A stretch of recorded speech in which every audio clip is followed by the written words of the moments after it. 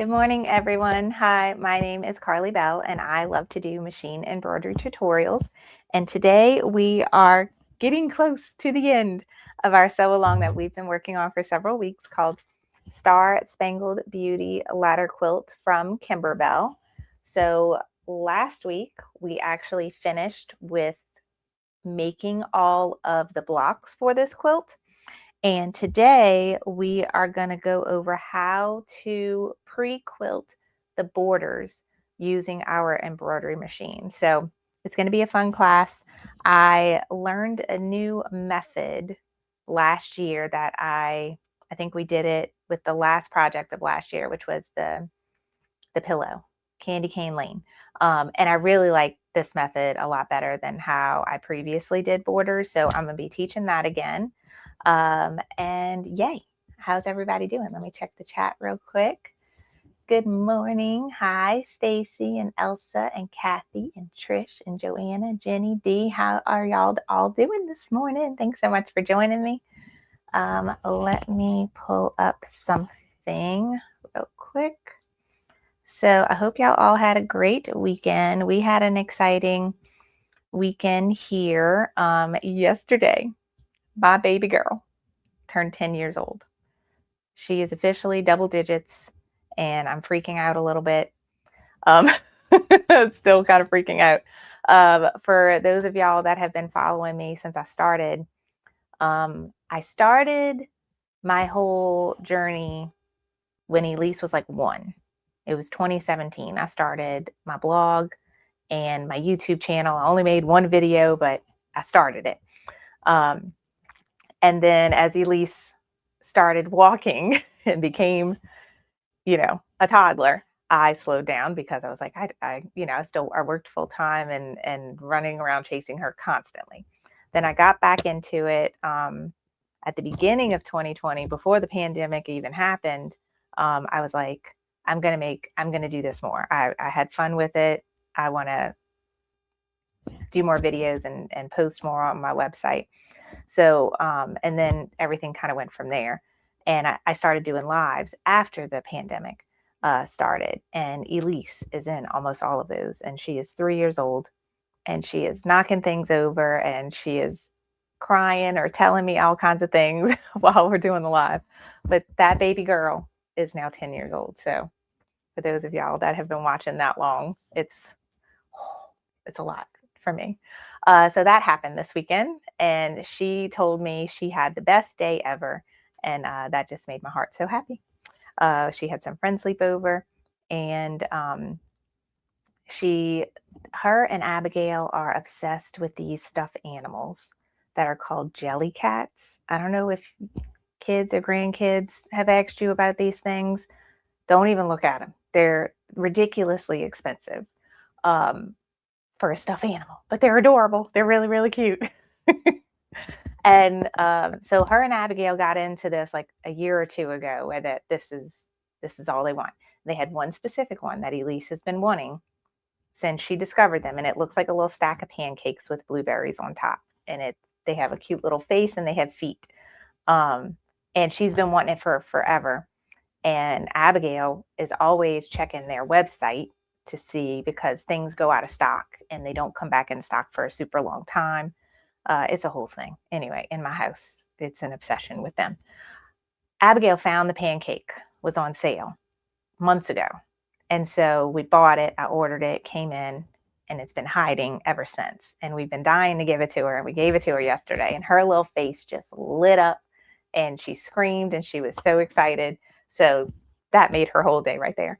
And then the really cute thing is I made her a birthday cake that kind of resembled the jelly cats, which they have some that look like food but have little faces and feet on them. And one of them is a cake. And I made the cake to look like the stuffed animal, and it came out super cute. I'm gonna post a picture of it probably in the group later, or I'm definitely gonna put it in my email newsletter so that y'all can see how cute very proud of my cake, because I'm not a baker, but it came out cute.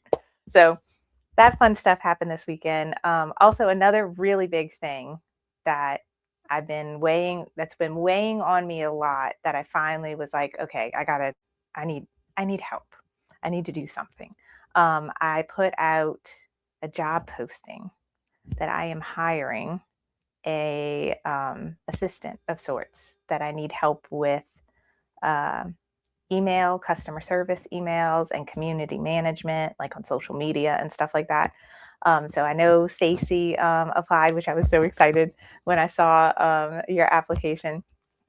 So that is something I am working on behind the scenes to get some help so that I can make sure every email gets answered and every, post and comment on social media gets the attention it deserves. Cause uh, it's a lot. It's a lot. Everything has grown so much since 2017.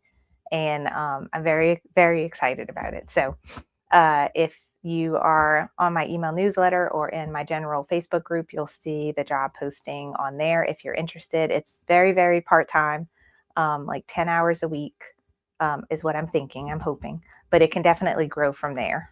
So if you're interested, please go fill it out. But I'm excited because Stacy did, and I'm ready. I'm excited to talk to her about it. Okay. Oh, so Trish says she was going to apply, but she saw some of the questions. Okay, so experience-wise, don't worry. I can teach you about using, because I use several different software programs to do all the things that I do. And to get started, it will be simple with just probably Gmail, and there's a special login with Facebook that that we can use. But there are some other things that I can teach you how to use, like I have a whole program that helps with where I make my courses and like where all my student kind of information lives. It tells you what students have access to which courses and stuff like that. And then there are some other programs that I use just for like communication and like to-do list almost. It's called like a task management thing. Anyway, all that stuff I could teach you. Don't worry if you're not familiar with those things, because I wasn't familiar with any of them either until someone taught me. So yay. So I'm very excited about all the things that are happening. And that's it. So let's get into today's project. We are doing borders, and I'm kind of doing this probably not in the right order. Excuse me one second. But this is the way I've done it for the last few so long. So I'm like, I'm just going to keep doing it this way. We're going to make borders today, even though we haven't pieced our quilt together and know exactly the dimensions of it. However, we can cheat because the pattern tells us this finished quilt will be approximately 20 inches wide by 60 inches long. And I know I'm using 1-inch borders for the side. There's going to be nice, like cute little skinny borders on the side. And there will be, I think, 3-inch borders on the top and bottom. So if it's 60 inches long, I need to make strips, give or take, 60 minus 6, 54, 55 inches long. I'm going to probably make it 56 just to be safe. We can trim them when we actually piece the quilt together so that they are correct. And then probably like 22 inches wide just to make sure we have enough room going from side to side. So that's what we're working on today. We're going to make the 1-inch skinny borders and then the thicker 3-inch top and bottom border. The way the borders are made are similar to how we put together our patchwork flag. I finished it. I don't know where I put it though. Finished it. Here we go. So we made, let me change the camera. We made these pieces. So this, it's going to look like this. And well, I did it the opposite, but this one's going to go here and this one's going to go there. But we made this in kind of the same style as the border. However, I got some tricks to make the borders a little bit easier and even less stitching steps. And this was something I learned last year. And so what I have cut and ready to go is, this is my top and bottom border.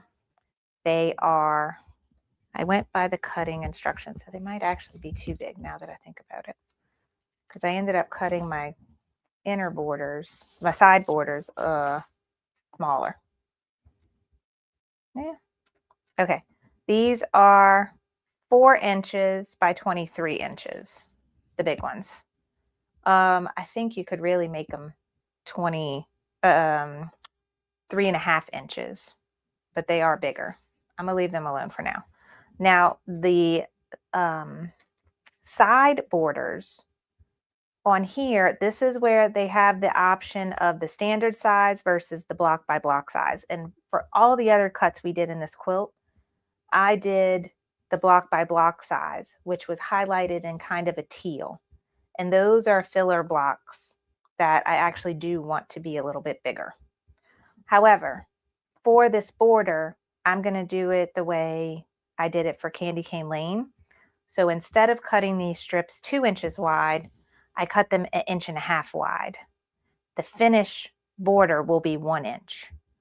So I cut my strips 1.5, and I also pre-cut my batting. Now my batting is the size of the finished border. So my batting is 1 inch for these, and my batting is 3 inch for these. So you see how they'll be in set like that. Okay. So what the setup I did before the video started was that I have my border fabric already interfaced, and I have my top and bottom borders cut. I did cut them 4 inches wide. I might trim them down, or we could just trim them after. It's no big deal. But I did cut my inner border pieces to be 1.5 inches wide, and these are the width of the fabric. So they're about, let's see, 36, 42-ish inches long. Okay. But we just discussed the length of the quilt is actually 60 inches. I'm thinking I need about 55, 56 inches. So the 42 is not long enough. So we have 2 strips cut. And then this third one, I'm probably just going to end up cutting it in half and using the same method I do for, what you call, I'm losing it, binding. How I make a long piece of binding, I'm gonna do the same thing for this. So I'm gonna start quilting this, and then I'm gonna just add this on when I need it at the end. So I'm gonna leave the third one off to the side now.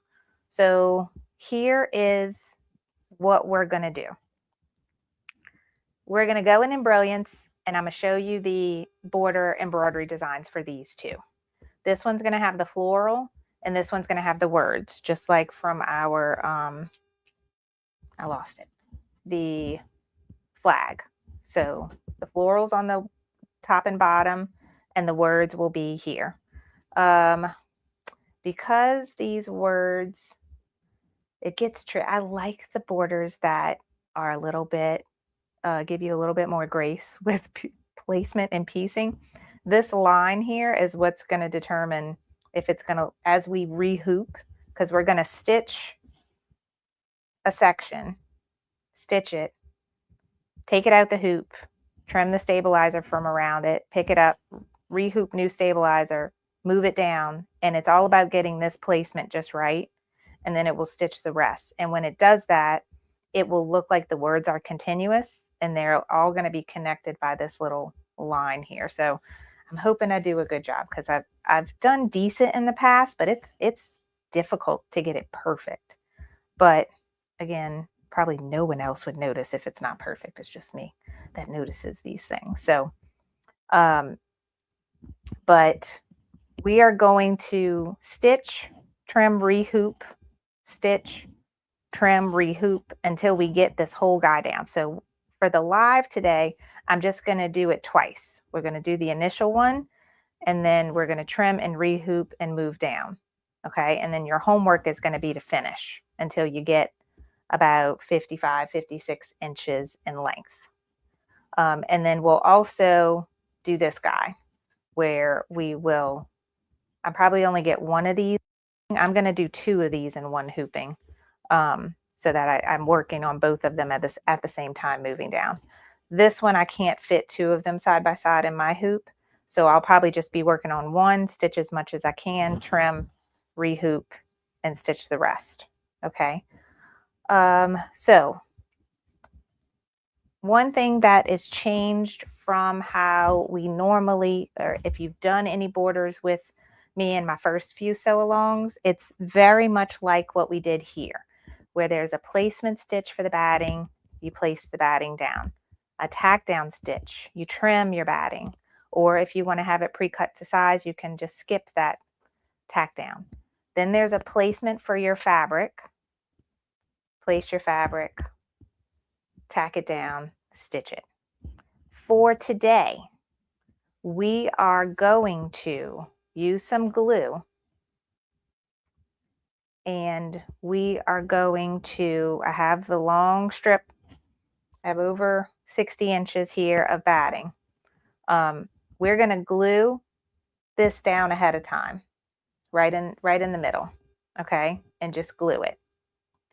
Then when we get to Embriilliance, we're going to delete all the batting placement, batting tack down.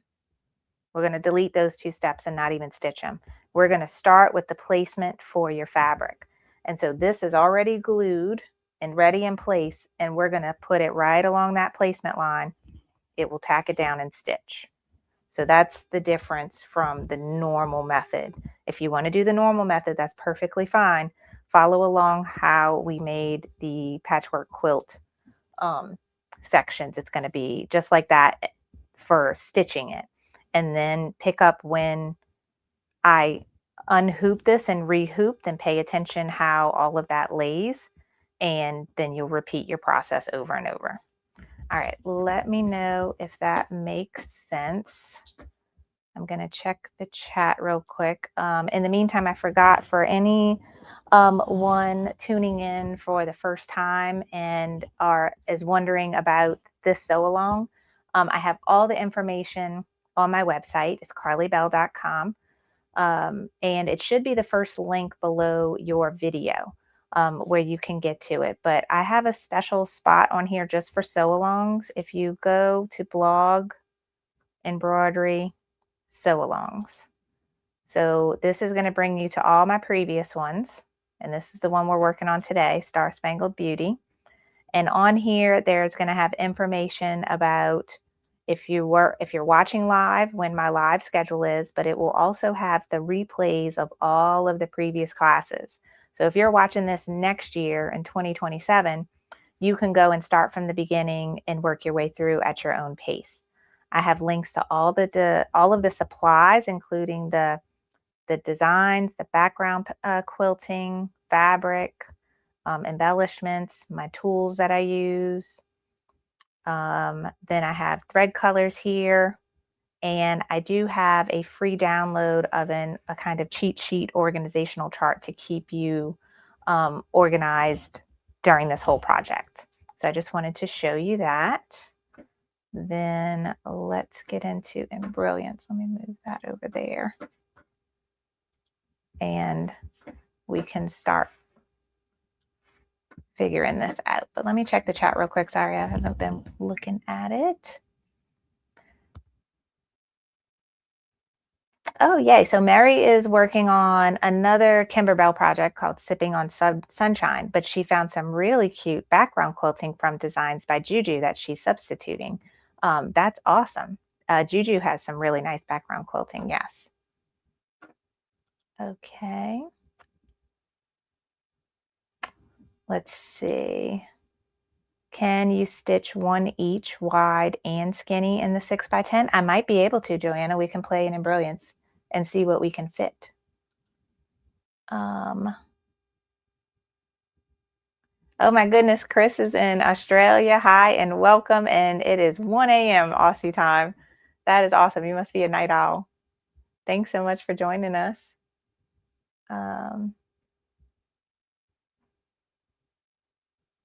Okay, let's see. Alan X, will he be able to watch this later? Yes, it's all recorded and on that website that I just showed you. You can see all the replays, and I have a playlist made on YouTube as well. Let's see. Hi, Michelle. Oh, great. This is awesome. Rachel says, I definitely remember Elise as a toddler knocking over stuff and knocking on the door during Friday's Sip and Sews. Yep. Yep. I miss those days. All right. Okay. I think that was what I missed. Okay. So let's get the designs. Okay. Let's, all right. So let me make this big. These are all of the border quilting designs for this project. So this is the floral one, okay? And we talked about this last week. They come in several like maybe what, 3 different widths. There's a 1 inch wide, a 1.5 inch wide, and a 2 inch wide. Oh, so my border is only 2 inches. I thought they were 3. Okay, that changes my thought. All right, let me double check the book. I swear they were 3.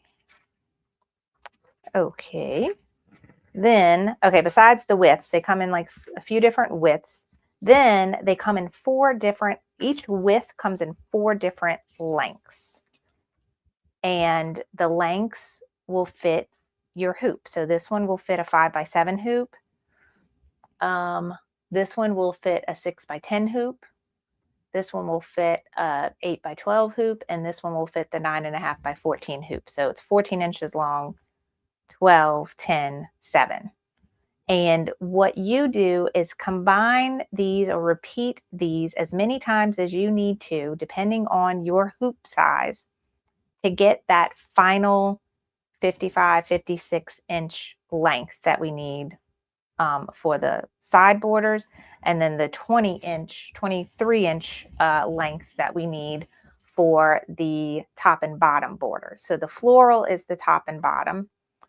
I am double checking in the instruction book about the borders. I swear they were bigger. Okay. They have a scalloped border. Oh, is that in a different spot? Maybe that's why I'm looking in the wrong spot. Okay, so in the actual files for the thing, here we go. Border scalloped floral. Pick your format. Alrighty then. They are 3 inches. And let's make these bigger so we can see them.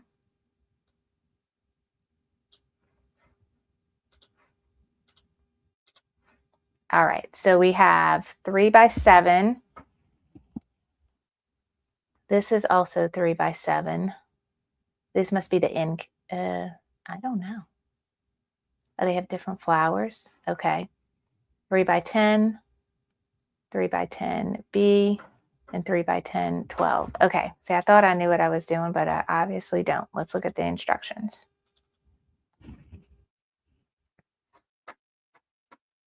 I was thinking we just ended up cutting the scallop. I didn't realize it actually stitched in a scallop pattern.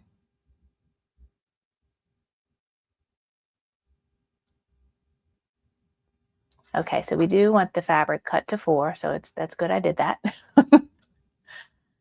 And this is the whole thing where you like stitch the placement line, tack down, and then the background. We put fusible backing on.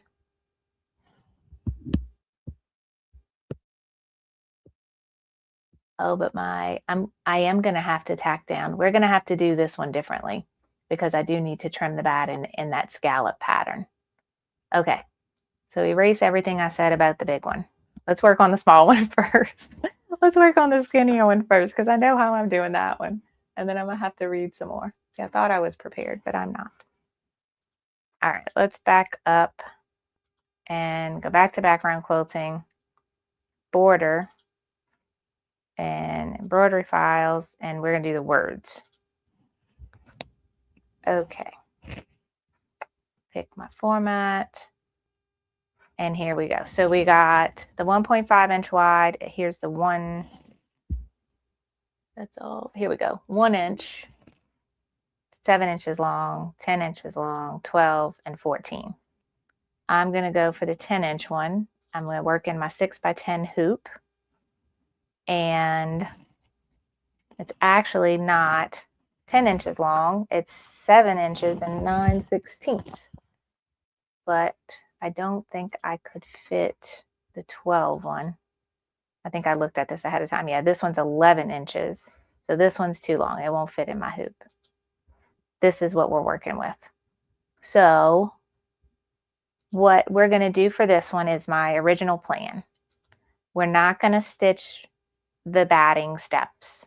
We're only going to stitch this placement, this tack down, and the quilting itself. Now, it's just going to say this over and over again. So that's what it is. So my home, sweet home, and then America. And then it's going to keep going. And hopefully I get this is my line that's going to help me hopefully line up when I'm done, that everything connects and looks smooth. All right, so like I said, I'm going to delete these two batting lines. I'm not going to do those. And now I'm going to grab this and move it over here. And I'm going to copy it and paste it and do another one over here. And actually, let me do this in millimeters. I want the height of these to be the same. Okay, let's make this just 95. Oops, not 995, 95. And then I'm going to make this one the same height. Wait, let me make sure I select the whole thing. There we go. They don't have to be the same height, but I just want them to be. All right, so they're both starting at the same height up here. So when I'm laying things down, they'll look nice and symmetrical. All right, so this is it. And now we're going to color sort this. So each of these 3 steps are a different color. So now what I'm going to do is color sort it. And instead of having 6 steps, see right here, I have 3 colors, but 6 steps. Now I only have 3 steps. It's going to stitch both the tack downs, both the placements, both the tack downs, and both of the quilting. So let's file, save stitch file as, and then I'm going to put side borders. I always spell borders wrong. And it's on my USB stick, in my folder, in my format, save. Okay, and then I'm going to come back to the scallop because now I have to make a new game plan. Okay, so now I have my skinny border fabric, and I'm going to use my Elmer's glue, and I'm going to start about 1/4 inch from the edge, and that's going to give me room for my seam allowance to not have batting in it. So I'm just looking at it, and I'm also eyeballing just putting this right in the center. Okay. And I'm going to go down as much as I can because my thing is not even the right length now. It's too short. I still have to add some length to it, but I just want to get started with the quilting. Previously, when we did Candy Cane Lane and I had everything cut because it was a lot smaller, I would started with my batting in the middle and then pushed it out. But I can't do that in this case, so I'm just going with the flow.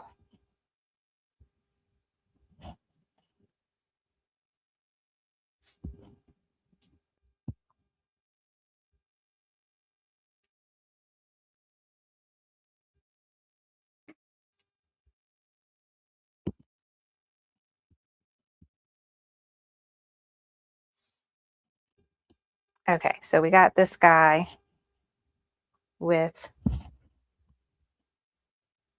batting kind of semi in place with the glue. Ew, just touched my finger.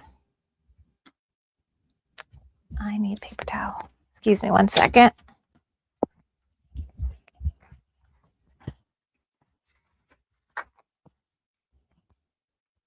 Okay, they had a big piece of glue sticking at the stick and it got on my finger. All right, and now our second piece.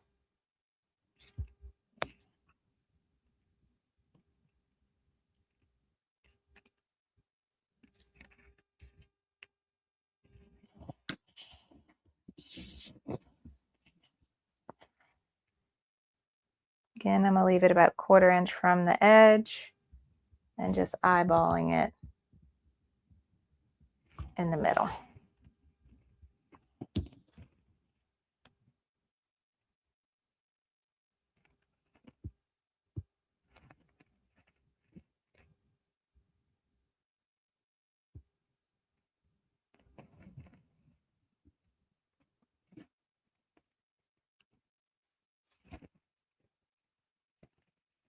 That's good. Oop. Why is somebody ringing my doorbell?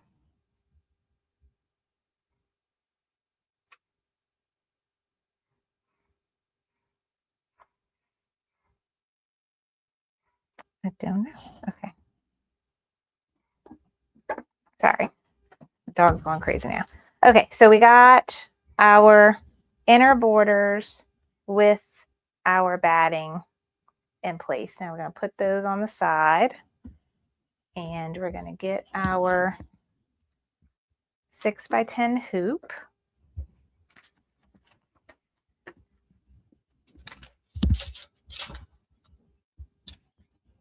And I started piecing what I call Frankensteining my leftover stabilizer together this past weekend because I was catching up on homework for this project. But I didn't make myself any extra for today. So you can see like this was a strip and I stitched them together. And then when I actually stitched this, it was on scraps of this. But I don't have any more ready to go. So I'm just going to go ahead and start cutting them to my next one. And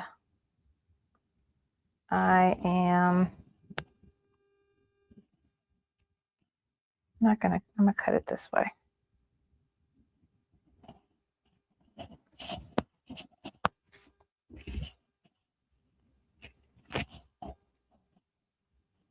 So I'm gonna cut myself some strips. Let's see, since I'm doing a bunch of 6x10, I'm actually gonna cut it this time to fit this way.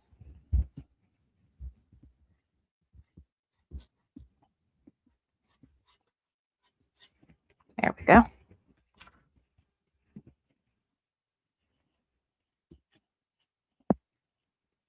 And I need to get this off of here so I'm on a nice flat surface.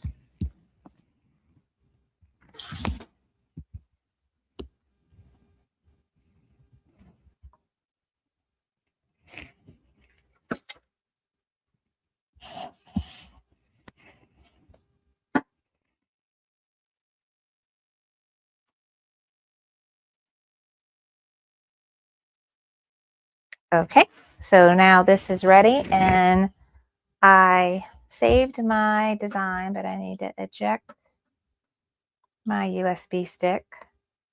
And all of the quilting for all the borders is going to be that cobalt kind of royal blue color, not the navy blue. So we're going to stitch all the steps in that color. And I need to switch the cameras.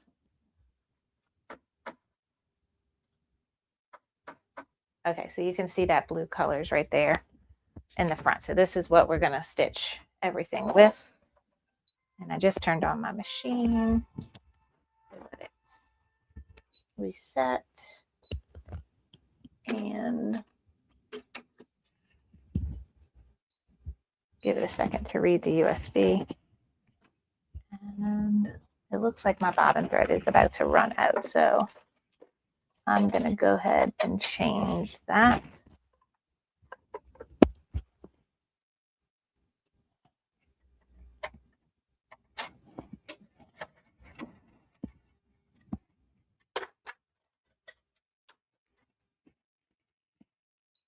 And let me change my top thread.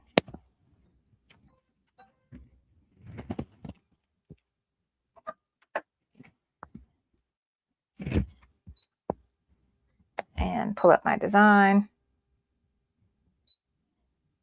And one thing I can do to, as I move, no, I'm gonna have to cut this anyway, so it doesn't matter. Okay.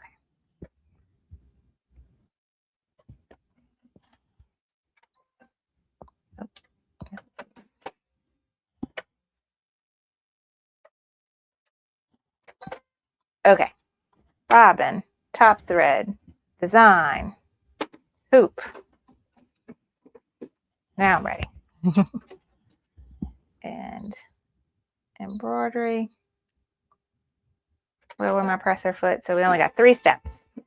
Step number 1 is placement of where to put our strips of fabric that already have the batting in place. And then we're going to lay that down right on there.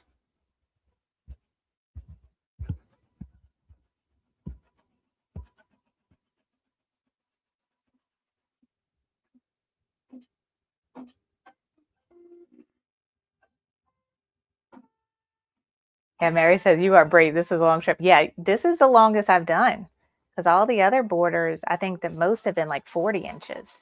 So this one's a long guy. We'll see if I can at least make them look semi-straight as they go down.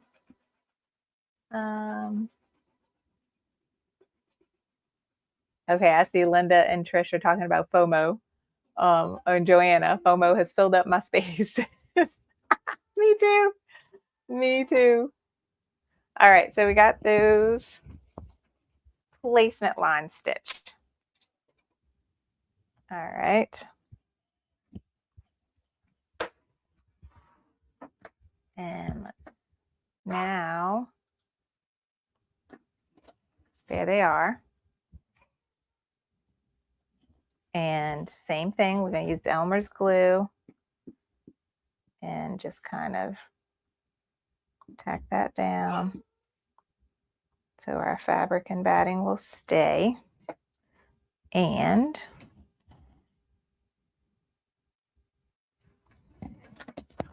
okay, so here's my strips. I got the batting, you know, semi in place with glue. I'm going to turn it over. Now I want this batting strip here to be here. So some of my fabric is going to go over this line here. I want my batting to start here. So I'm going to turn this over and have my batting be right there. And then you see the top and the bottom allow you to put your fabric strip right where you want. So this is why I cut it to 1.5 inches rather than 2 inches so that it would fit perfectly in there. Okay.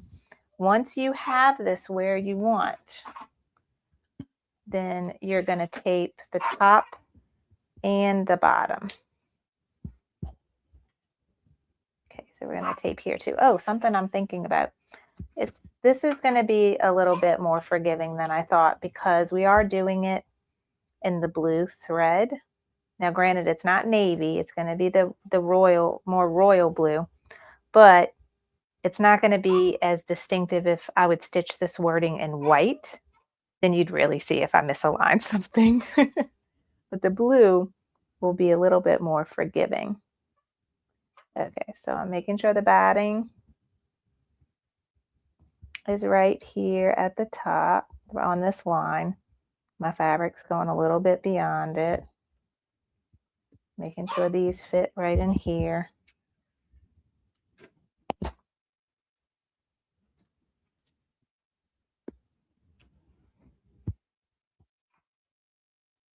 Okay.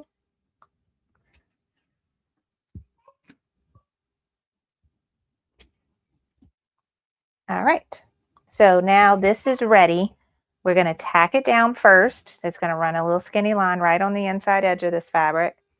And then it will do the quilting. And my dog is crying right outside my door, letting me know that he wants to go lay in Abigail's bed. And he can't jump up and get in the bed by himself. So he just patiently waits for me to do it for him. And by patient, I mean sit outside my door and cry. Okay, I want to watch this as it stitches to make sure. So having the tape here is really going to help and make sure none of your fabric gets caught up. This is helping just make sure it stays in place. But what it's going to do now is shift just a smidge. It's not going to stitch the same line as before. It's a little bit in. And there we go. And I'm just making sure things are staying where they're supposed to.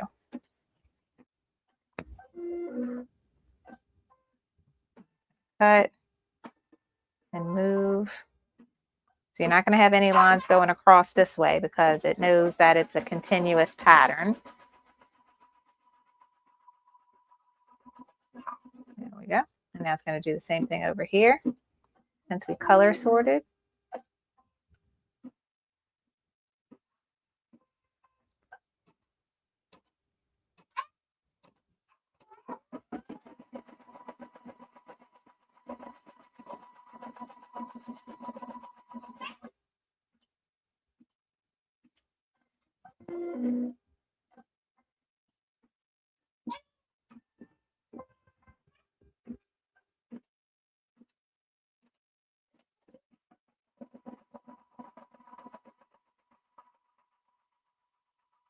All right, that looks great.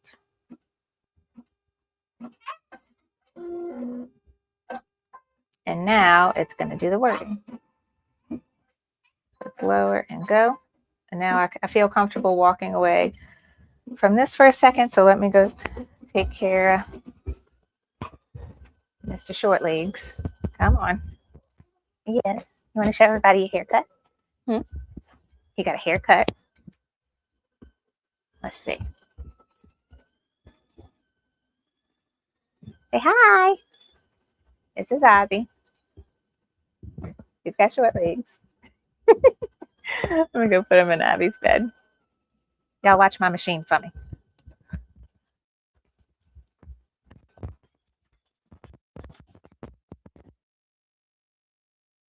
There you go. Now he's happy.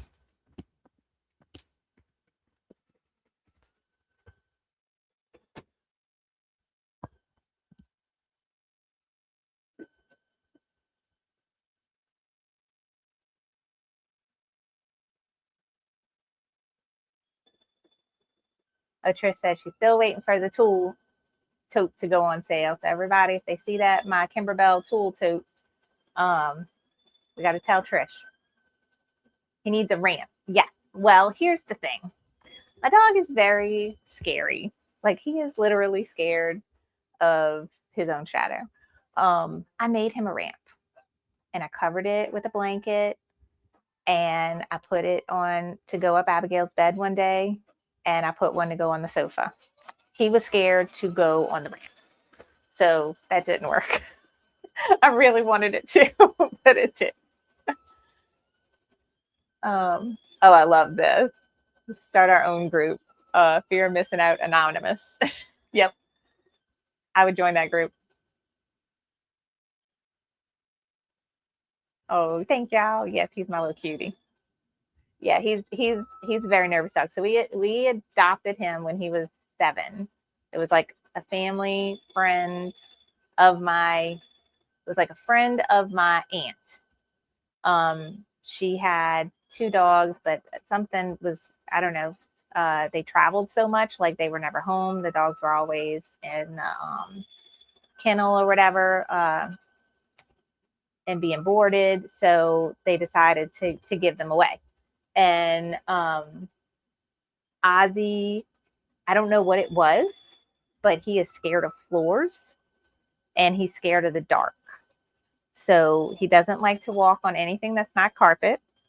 And he gets a little braver during the day as far as walking around. But we could tell immediately the first night he was there, like as soon as it got dark outside and you could see like less light coming in through the windows, he like became much more scared and was like wanting to be close to someone. So he's special. And he lets you know what he needs. All right, this is so cute. This one, yeah. So look how cute. So I feel much better now about the idea of if I don't place something perfectly, because I don't think anyone's going to be able to tell. So it's cute, it's subtle, but it's not going to be so contrasting that when I do my next one, if it doesn't line up, nobody's going to be able to tell. All right, so we are now going to unhoop this. And I'm going to save my tape and reuse it. Got a little bit in there. There we go.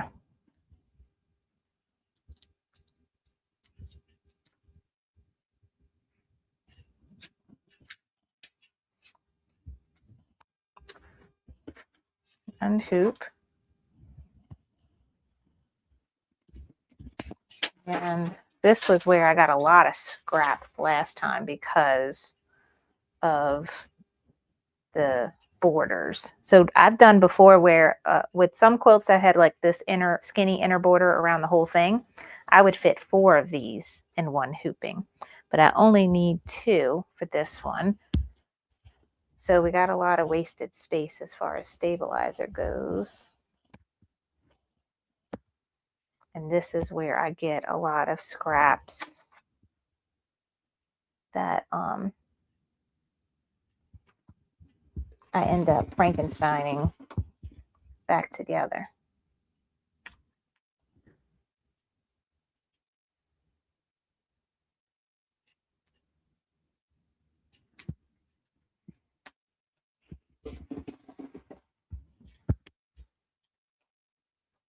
Let me do this side too.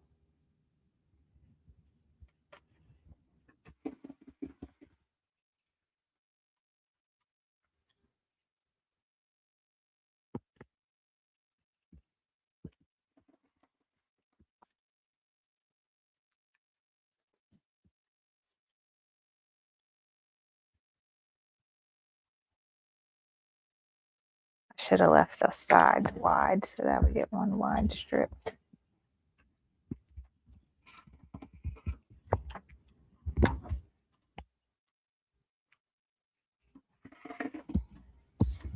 Okay, so we got these strips, and now we got some over here too. I still need to cut. So like this is all scraps.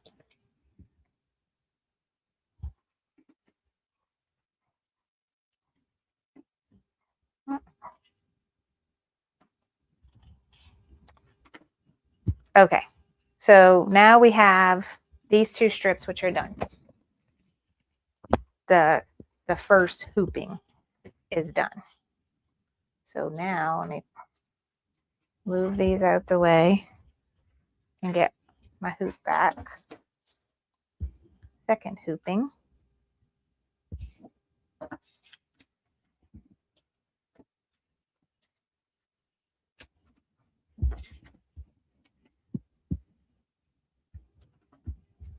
Okay, and now we'll go back to the machine and we'll start the same design over again.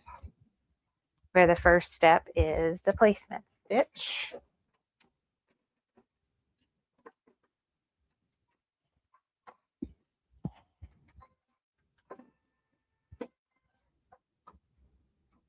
And then we'll go over how to do the second hooping. And I still need to read about the scallops. Okay. So what I was confused about was, okay, so it looks like an alternating pattern of flowers. And that's why they had some single scallops, that they had 2 of them, because they had the other one. So if you want to keep alternating, it'll look right. So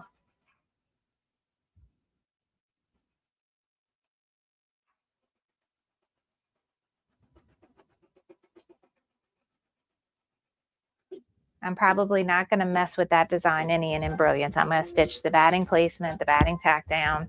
I'm going to do all the steps. Okay, and I will cut new batting if I need to, if my batting is not wide enough. All right, so we have, where's my mouse? We have placement lines, okay? And we're going to add our glue just like before. And it's almost just like how we set up our first one, where we're going to, you know, put them right in these placement lines, but we're going to, this is where we're figuring out where to do that. And basically you're going to take your one you already stitched and fold it back. And we have this line here. And that is what we want to line up with this line here. So once I feel good about that, I will flip that over. And then I will run the rest of it right in between my 2 placement stitch lines. So y'all see that? So that you can see that stitch line there.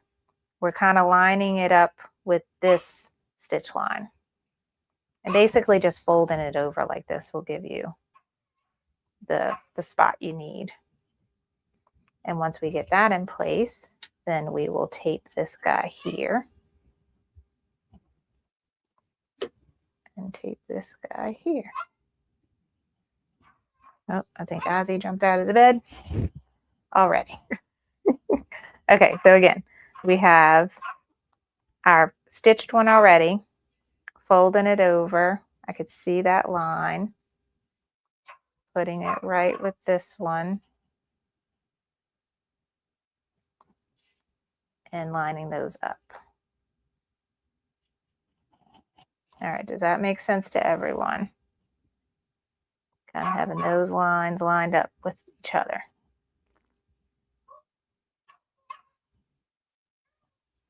And then tape them down.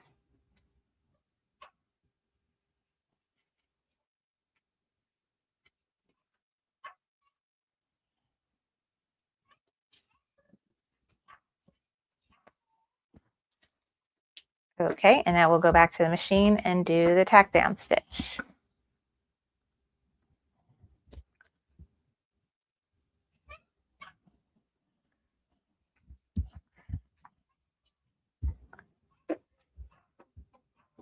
I see Trisha's gone make her routine Costco run. Tell me if you see anything good.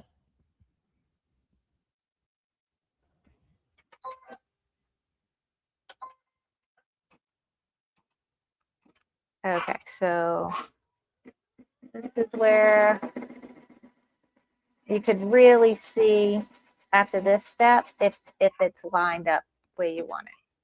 Because I'll be able to see the tack down lines from this side with the one that's already stitched and see if they run into each other.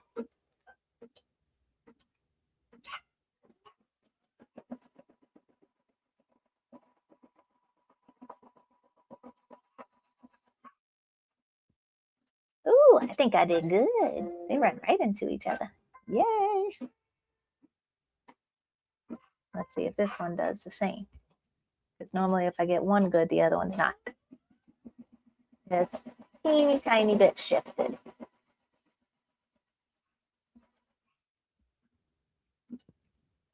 But it looks like the placement at that line up there, I did right.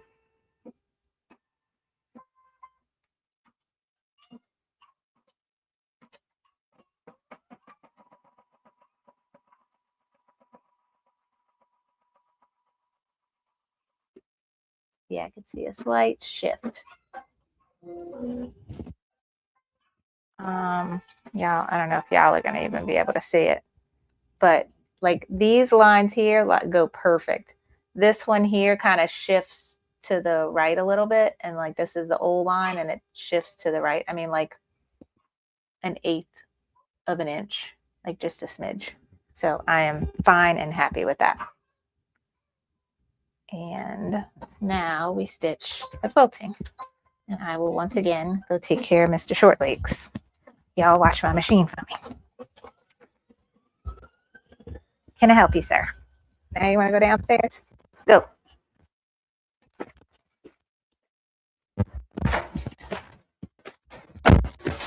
There we go. Hello, Owen. You want to tell people hi? He's like, no, I'm going to run away. Owen's my cat. Most of the time, he likes to be all up in my business, but not today. All right, this is stitching. Looking good.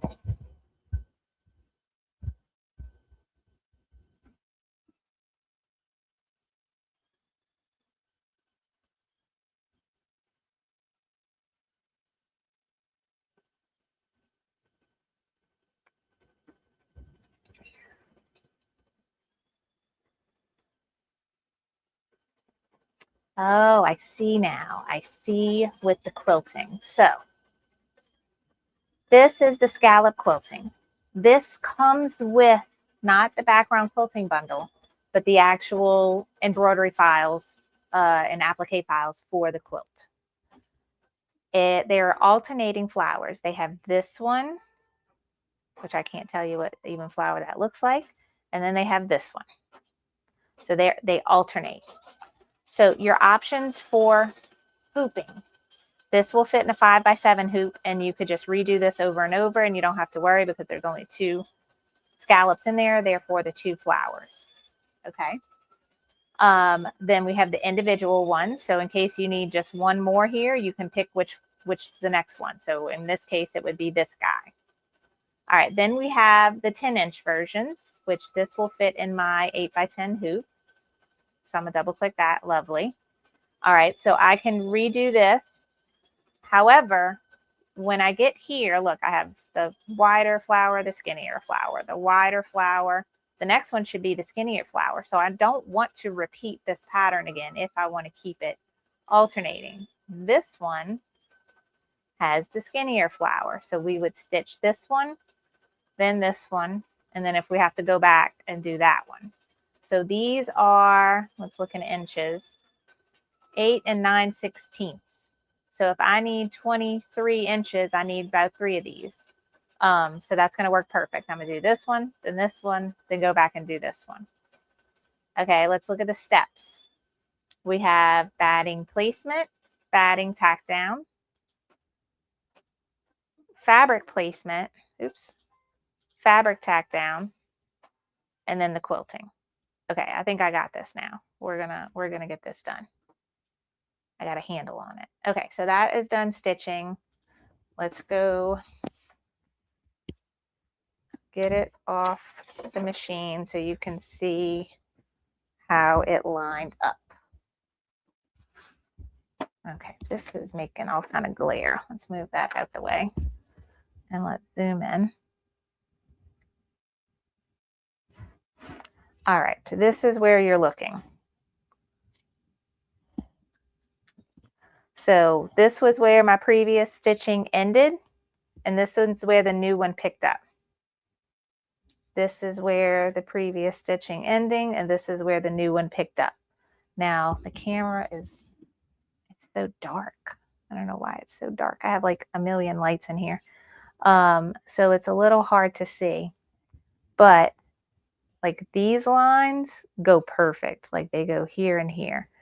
The only thing, there's not a lot of space between this star and then it starts the My Home Sweet Home again. And this one's kind of misaligned a smidge, but it's not bad. So that's it with the inner border. So you are going to continue working your way down until you have the length that you need. So if you have a 9.5 by 14 hoop, that's when using that hoop would be more helpful. And then you might be able to fit those two and maybe one of these in that hoop, so you can not have so much waste when it comes to the space for the stabilizer. But you're just going to keep working down until you get to the end. Okay. And for each time you finish, you're going to unhoop and trim the stabilizer.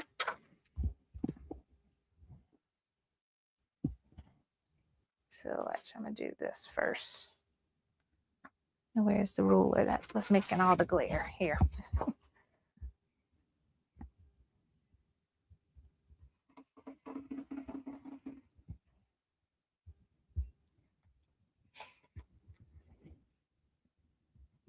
Okay.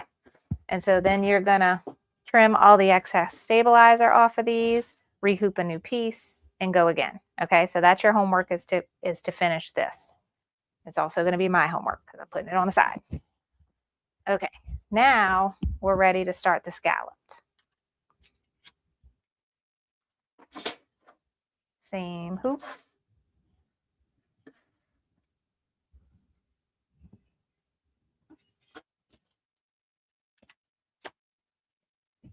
Okay, make sure it's in there tight. And like I was saying, we're going to need, because of the alternating flowers, I need to send both of these designs to my machine. I'll start with this one, and then when I rehoop and go to the next one, I will stitch this one, and then I will keep going until I have that 23, 24 inches of length that I need. All right, so let's save stitch file. Oh, my USB stick's not in there.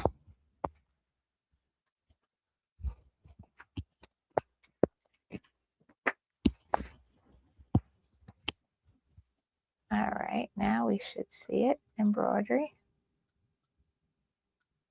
On my folder. And then this is, I'll just do top border A, and then I'll name the other one top border B.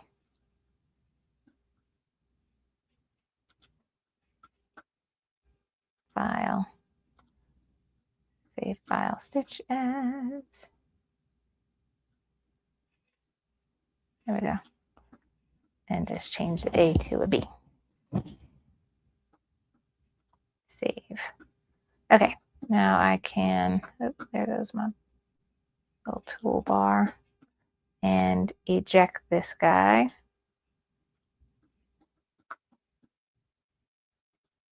And go to the machine, and we'll load it.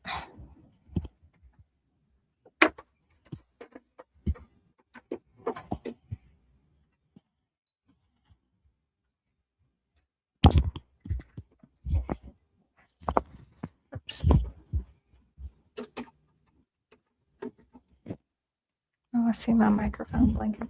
So I bought a new microphone. I can't get my video software to let me select it. It's driving me crazy. Like, I got this cute new little microphone. The little guy. It's this little guy right here. And it even has a magnet so I could put it on my shirt. I don't have to clip it somewhere. My software that I use to connect my cameras to my computer and then stream it to y'all, it won't let me change the microphone. It's not happy. So I got to figure that out still. I've been having this microphone for like 2 weeks now.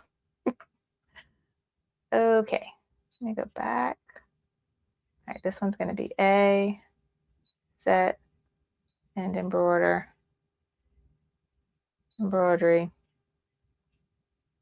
And we're doing the same color for these borders too, so I'm just leaving this royal thread on. Why is it not letting me start?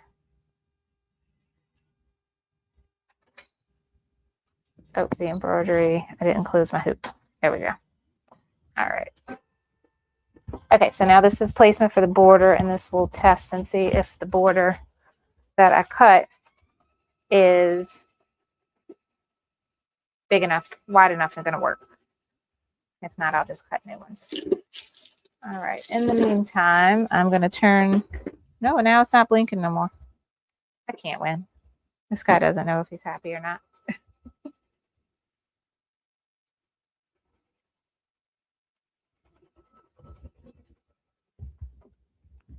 Okay, so there's our placement.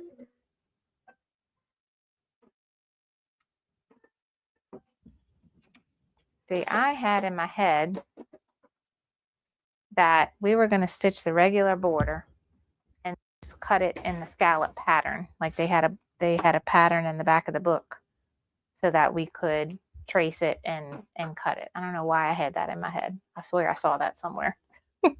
Okay, so here's our pattern. Here is the batting that I cut, and yay, it works. So I'm just placing this right on top like this, and I could glue it to make sure that it doesn't move.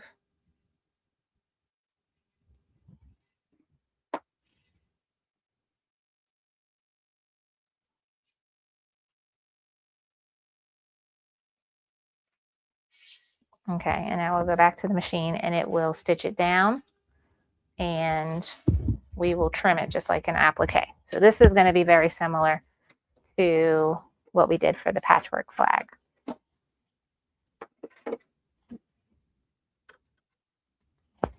Okay, I'm going to pay attention and stay here because sometimes batting, if the presser foot goes past it and comes back, it will get caught up. I'm just going to watch it and make sure it does what it's supposed to do.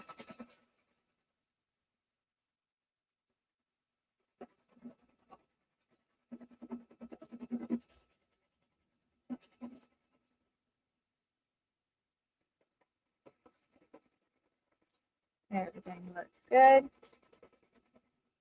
think it's going to go around again.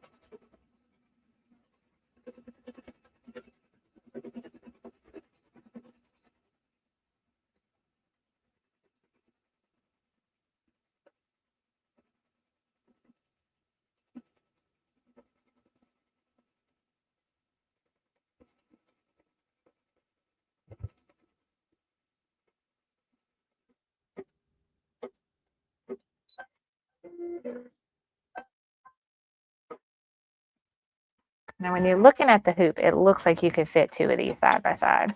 The problem is the embroidery field is not actually to the edges. It's before it. So I only can do one at a time. I miss my Stellaire. She's getting fixed next week. But I might still use her for piecing because it's the embroidery that's giving me trouble, not. I'm hoping the sewing will be okay. We'll see.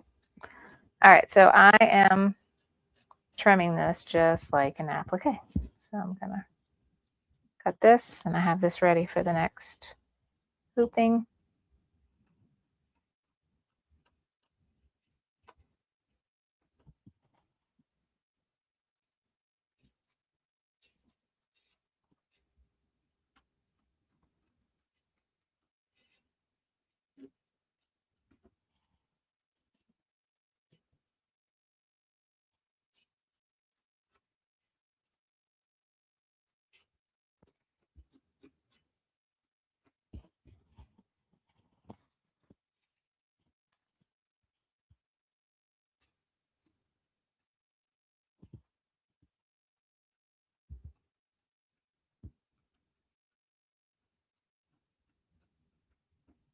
Okay. So now this is done, and it's going to do a placement line for the fabric. I probably could skip that step because I could just do this, but I'm not. I'm going to do as I'm been instructed to do.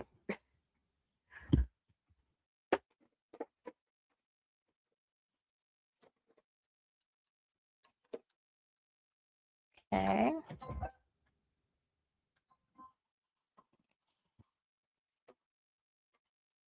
See, to me though,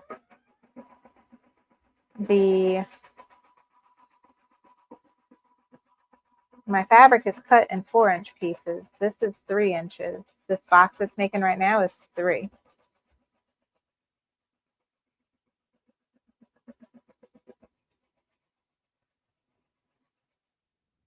Let me go back to the instructions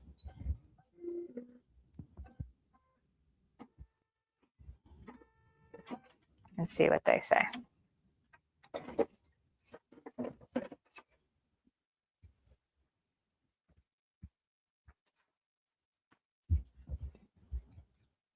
Okay, let's see.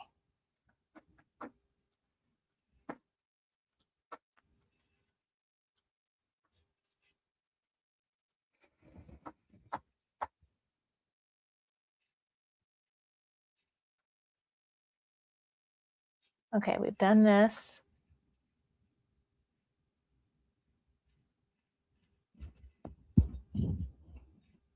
We did trim the batting, done. Okay, to finish the border, follow the additional hooping instructions on page 7 until the border is quilted. Okay, it's not even showing that part. First hooping. Oh, here we go. Okay, so place rolled tape sticky side out above and below the batting. Place the border fabric right side up a 1/2 inch above the top edge of the batting. Align the side edges exactly with the placement line. The fabric will hang off the bottom of the hoop. Notice if your fabric is not placed a 1/2 inch above your placement line, your borders might not line up with your quilt. Okay, so it's not about actually fitting it in the placement lines. Okay. And they're putting tape underneath instead of on top, which that's no big deal. Okay, so let's see if we're doing this right. I got here, it's saying a 1/2 inch. See, I don't like this. I don't have nothing to line it up to. I want it to be, I want this stitch line to show me right where this should go. Because see here, I'm seeing like how much it goes above here and how much it goes above here. So it's saying 1/2 inch. So what I could do is mark it instead.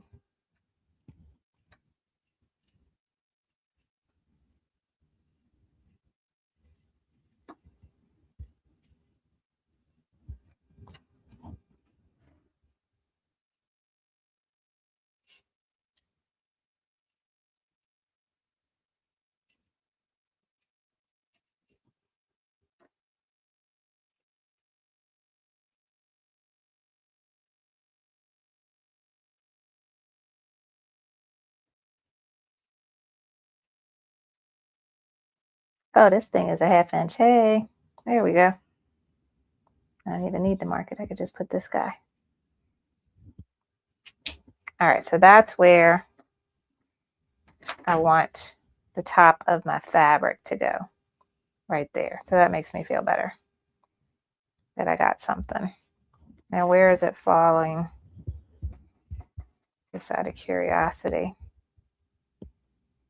It's falling like 3/4 almost below.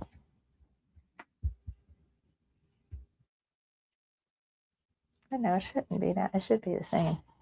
All right. I feel better about that. So I'm going to put this here, and I got some wiggle room here to have that past the batting, so I got my 1/4 inch for seam allowance.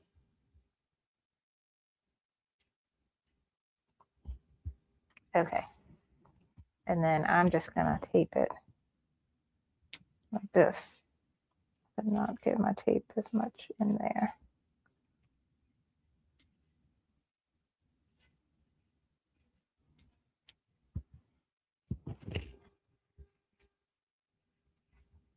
There we go.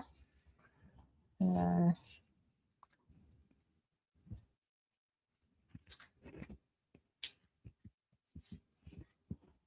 okay. All right, everybody hold their breath. This is what we're doing.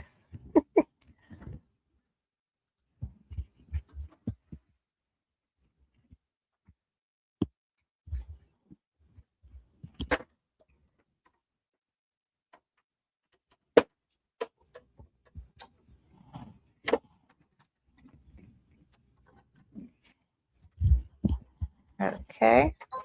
Well, now we're stitching the tack down.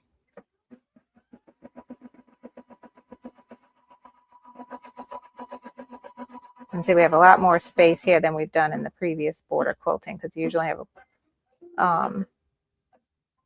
1/4 inch seam allowance. This looks like I'm giving myself more 1/2 inch.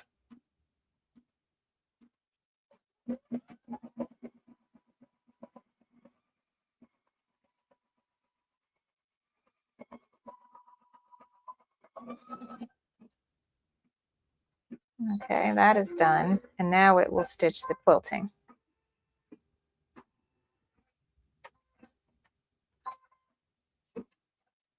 Okay, let it do its thing. And I'm going to keep reading. What about trimming it? Do we trim it? Yes. So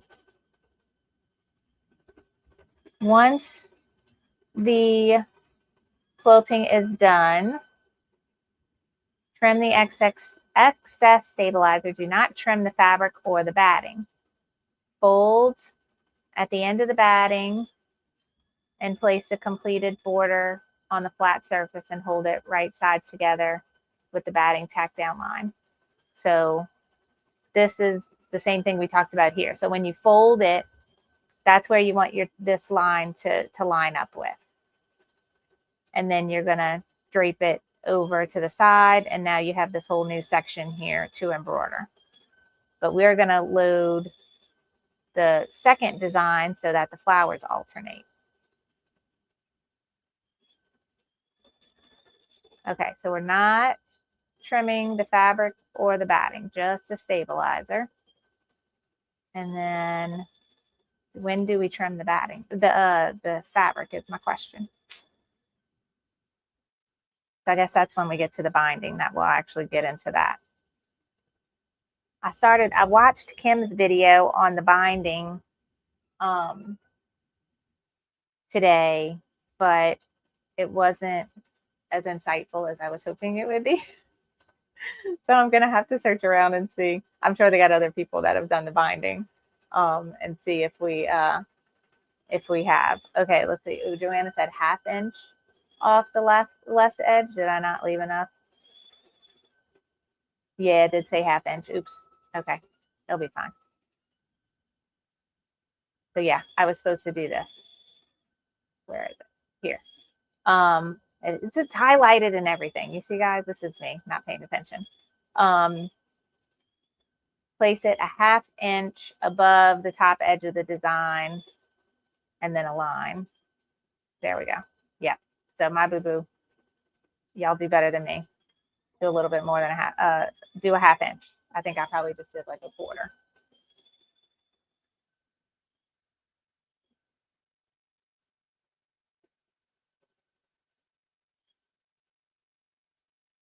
Yay, it's still on sale. I know it was on sale last week. So this quilt, it might be, it's going to change at 10 a.m. Mountain Time, which is, it's 11:20 Central. So it might have changed already. But last week, all of the stuff was on sale. Like all of their patriotic designs were on sale last week. We can go look and see.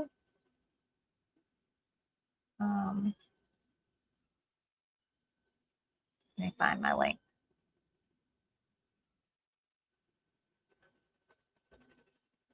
Okay, let's see.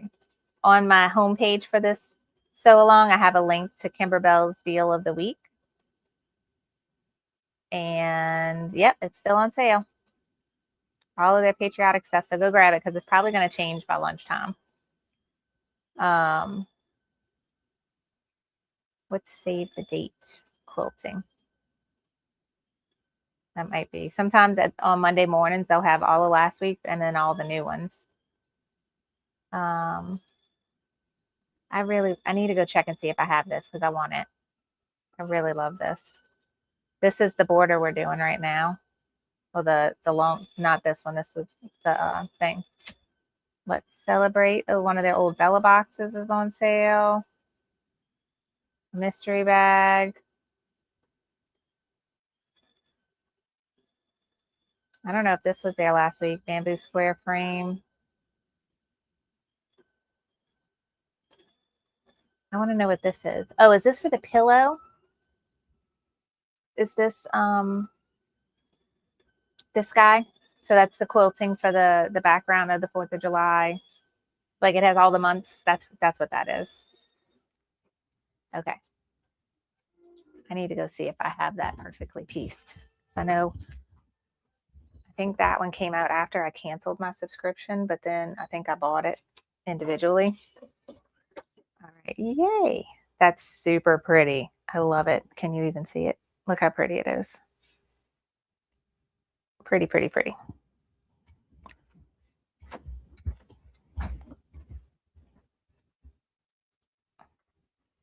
Okay. So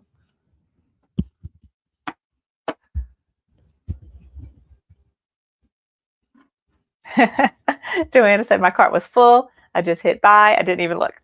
Love it. Love it. Okay. So I'm taking my tape off. This tape is probably not very sticky anymore. I'm unhooping.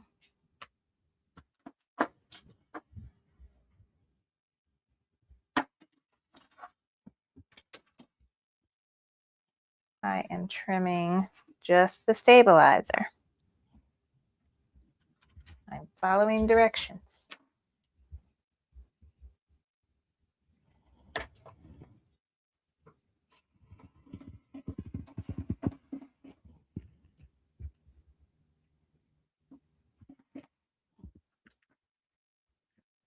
Okay.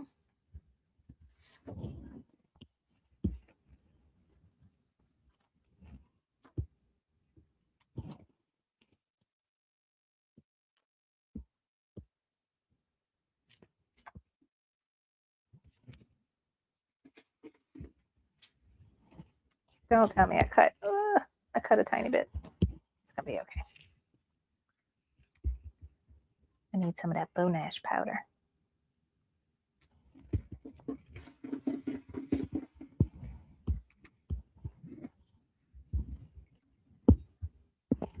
Okay, here's what I can do. I could leave my stabilizer a 1/2 inch from this edge so I got something if I need it.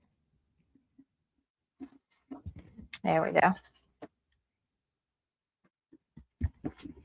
So now I got a 1/2 inch there. Okay, so when I folded this over, I nicked my fabric right there. But what I'm gonna do, I don't know if it'll help any, but nobody's gonna notice this. But I could go put another piece of fusible interfacing right on top of it to try to kind of close it. Turn my iron on, and I have lots of scraps of SF101. And just grab a little piece.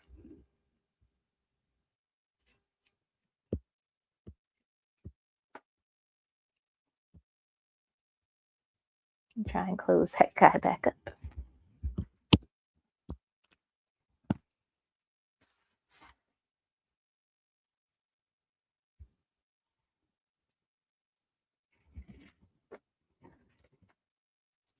But they make something called bone ash powder that is supposed to help with things like that, like clothes, if you cut a little slit or a hole in something. And it's like, you know, adhesive that kind of fills it in the little hole. But this is what I've done before when I've accidentally made a hole, is I'll put some Heat and Bond Light, or in this case, some SF101 to try and keep it from getting bigger, but it's fine. Okay. Little boo-boo. Moving on, we need to re-hoop more stabilizer. Oh goodness, I got a mess on the table, guys. Oh, I told you all about my quilting class I'm going to at my quilt shop in New Orleans. They have, so I have like an island situation here that I made using an IKEA tabletop and 3 of those 4 cubby shelves. Wait, I'm going the wrong way. There we go. The 4, it looks like a cube and it's got 4 cubbies. 3 of those. I got 2 going this way, back to back. And then I got 1 going this way. And then I got a tabletop sitting on top of it. So it's nice. It's like, what, 30 something inches by like 70 something inches. The space y'all see here is the only bit that is clear. Everything else has got stuff all over it. It's covered. And so when I went to my quilting class, they have a setup similar to this, like a table with a huge cutting mat that fills the whole thing, and it's clear. And I was like, oh, this is amazing. I wish I had this, which I do, but I just never have it to where there's not stuff all over it.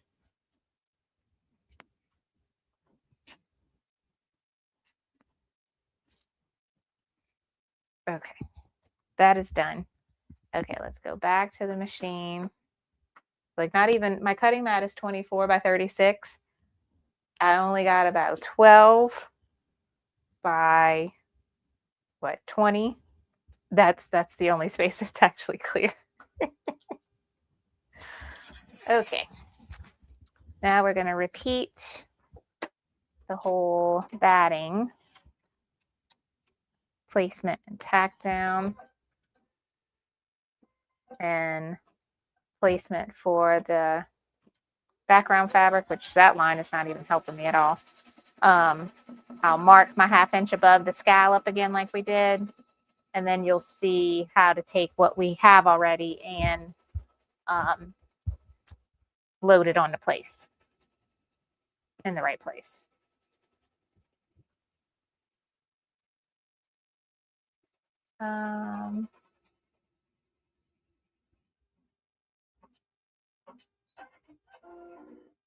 I need a trimmer by George. Yes, I've been needing that. I just have not gone and actually checked out. Oh, thank you, Joanna. She stopped me. I need to switch my design. Good thing the batting doesn't matter. Okay. Let's go to the home screen. Okay. Thanks for watching out for me. We need to switch to the B design because remember, we want our flowers to alternate. I talked a good 10, 15 minutes about that. And then look what I did. I forgot. That is me. My kids ask me things and then like literally a little while later, totally forgot. They asked me to do something or they asked me about something. It goes away. It goes in and it goes away. Okay, this one's the B. Set, end edit, embroidery. Okay, so this line was the same, so I can actually skip this line. So I'm gonna go to the needle plus minus and go ahead a step because that's stitched. And now I'm going to put my batting. She said I made a panic. I probably always make you panic. I'm always messing things up. Always. I am what they call scatterbrained, which is why I need someone to help me.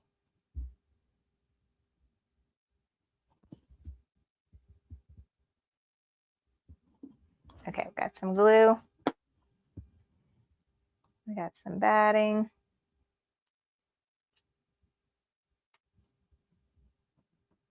Covering everything up.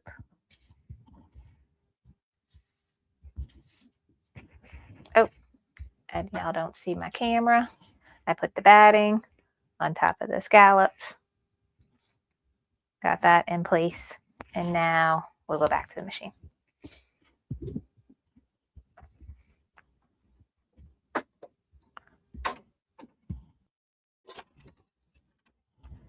Okay, I'm counting on those two designs to be exactly the same for the batting, tack down, and placement.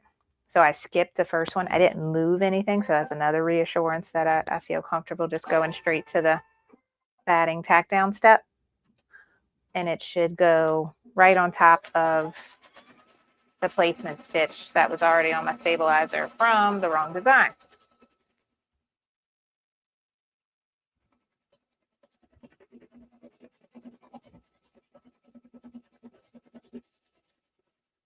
Making sure nothing gets caught up. Okie dokie.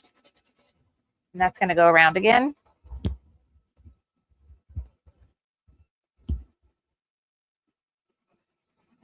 Ooh. Linda says Juju has quilt drop with cherries and a free cherry design. Ooh, let's go look at it. Let's go shopping.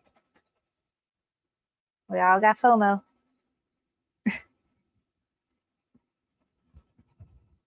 Okay, let's go see.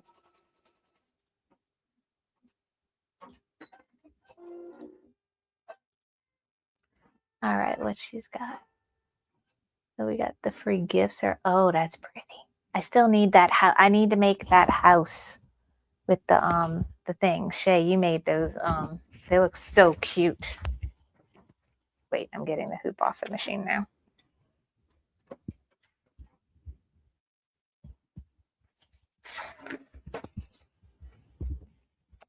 Okay. Oh, these are cute. Busy books. Okay, where's the cherry you were talking about? Tell me where to find it, Linda.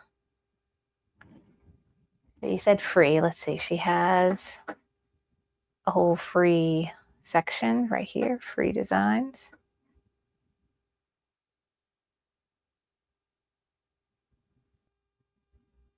These are cute. These are new because I just used, they got a bunch of new ones.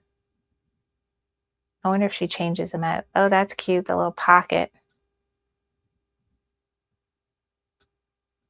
She must change these all the time because, yeah, this is like, I know this one. I use some of these designs in my enthusiast course. Okay. I will come back and look for this after.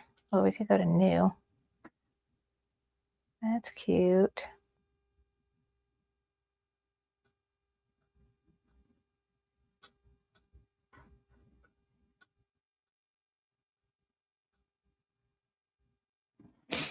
And the hoop scalloped fruit table topper. Is this what you're talking about? That's cute. It's got strawberries and I see cherries and a pineapple and a lemon.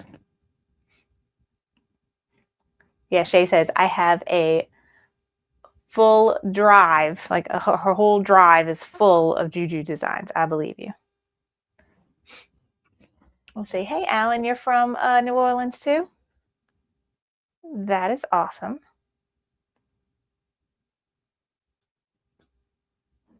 Okay, let's go back to this. All right, so we got our batting.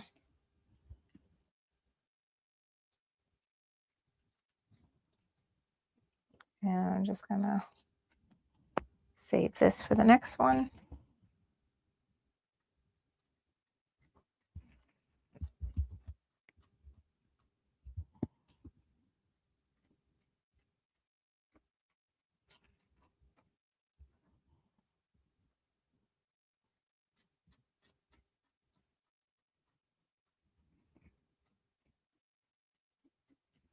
All right. Got a tiny bit on the bottom.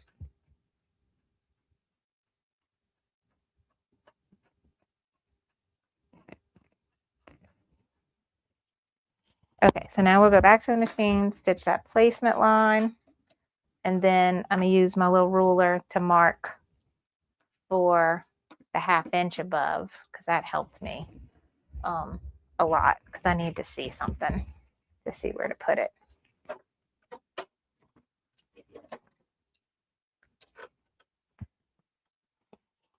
Okay, lower and go.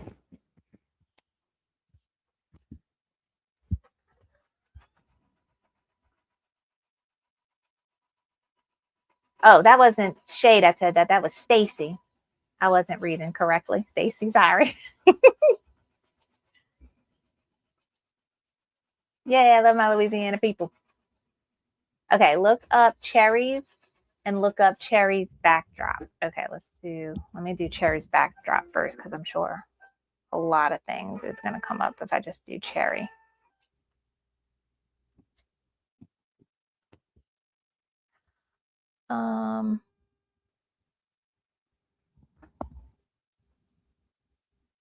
Okay, so I see the cherries backdrop, and okay, and then what else did you say? And a free cherry design. Okay, so this one's not free, so let's just look up cherry. So this must be in her, this is her kind of 4th of July themed quilt. And then let's just look up cherry and see what we see. There it is, probably. A cherry border, that's super cute.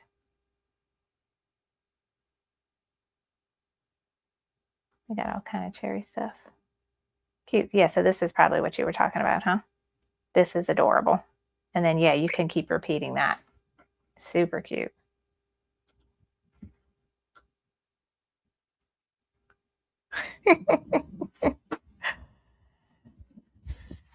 Yep, Stacy. You and Shay look alike, definitely. Y'all names on YouTube. The border, that was it. Okay.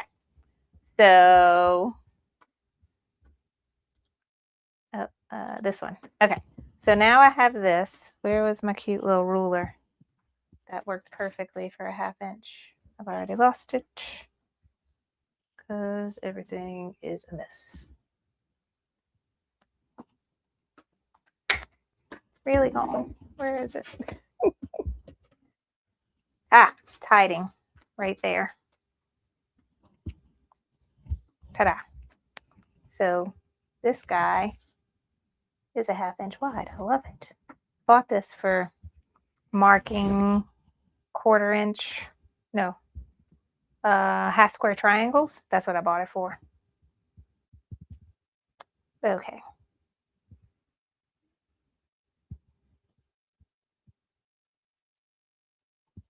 All right, so we got that marked now.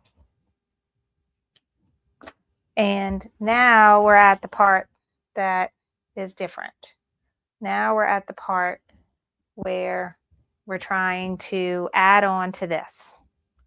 And so this fold is where the batting was. And we still have that stitch line just like we did in the skinny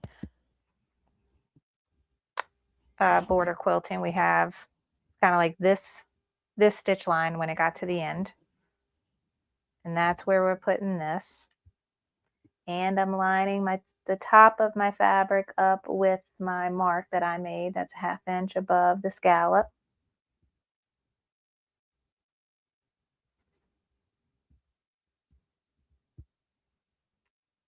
Okay, once I feel okay, I'm going to flip it over. And what I'm looking to see is that this ends right on that line. That's what I want. This to end on this line. Then my top lines up. And now we tape.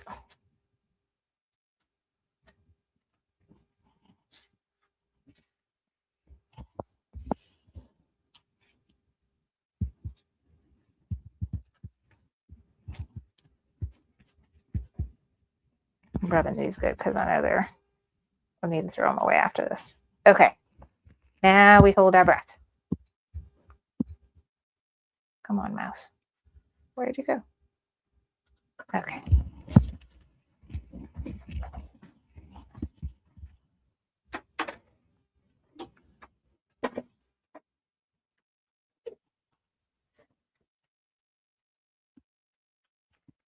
Okay. And this is the tack down stitch. And this will give me a little bit of insight on how I did when it meets up right here.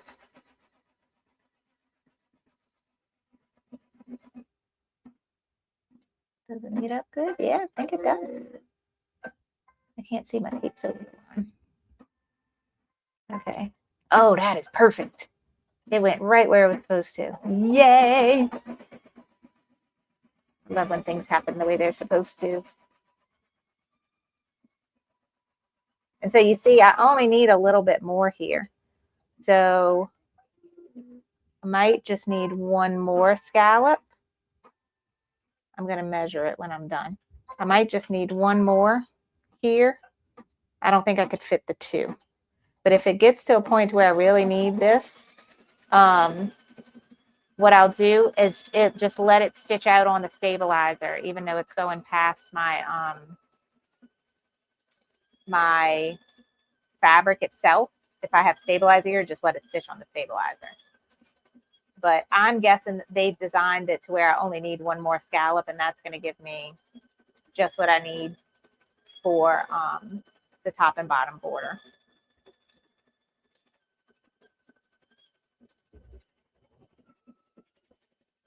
One little tail there. Okay. All right, so we're going to let this guy stitch. And all right.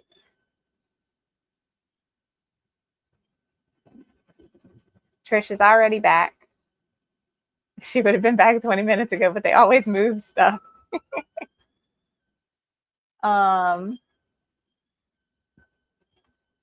Oh, Stacey says all them stores like to play hide and seek. Yep.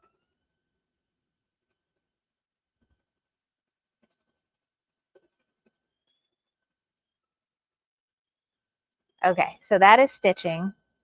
So what else do we need to do? Do we want to do a filler block since we never got to those last week? I have this one ready. Let me look at my book.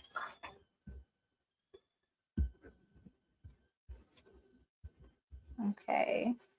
This is filler number 6. I'm looking. I have this piece of fabric ready.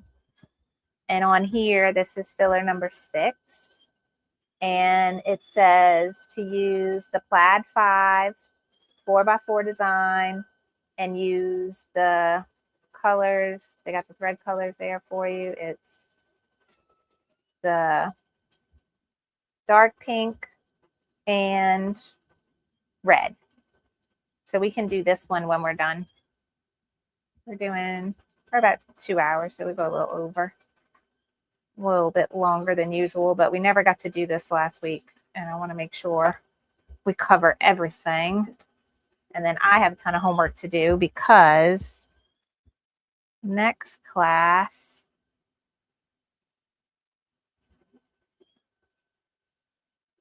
wait, let me go up.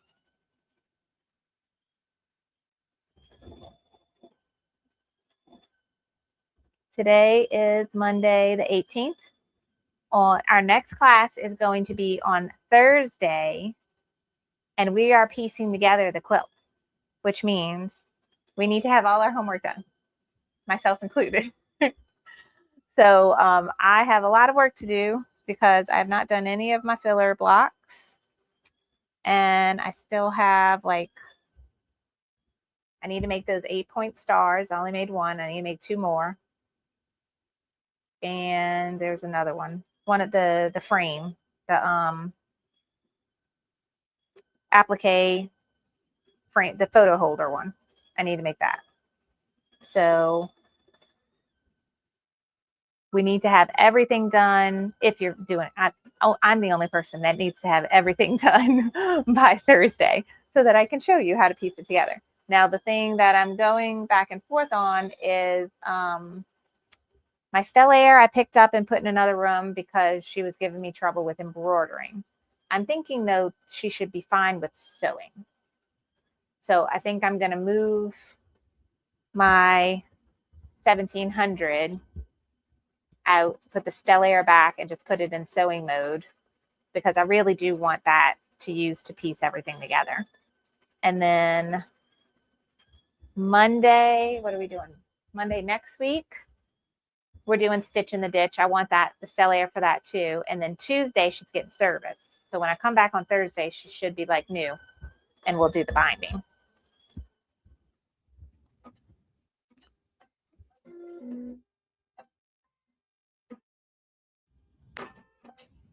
Okay. So we are done, and I am so proud of that.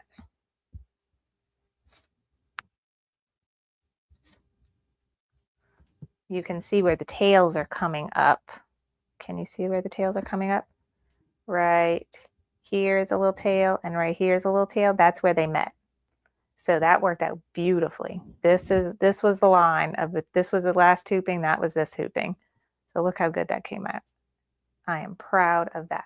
The next one's probably going to be all whopped. But that's fine. And actually, you see these lines there. That's going to go in your seam allowance. You're not going to see this tack down line. So really, it is forgiving. As long as these two are next to each other, it's going to be very forgiving when you actually sew it into the quilt. Okay. Thanks, Joanna, for saving me. Make sure I did the right flowers. Okay. So I'm going to quit with this one, throwing these tapes away. And so my homework will be one more flower, I think, here. Let's measure that. Wait, I'm trying to get my ruler, my bigger one. So if I really go this way, from the edge of this one to here, that's 17 inches. So each scallop is like a smidge less than 3. So one more will give me the 20, and that is the width of the quilt right here. But I wanted to make extra in case. But if I'm thinking about this and I look at the examples, you know, that since that, oh no, what happened? Okay, I'm looking at the wrong thing.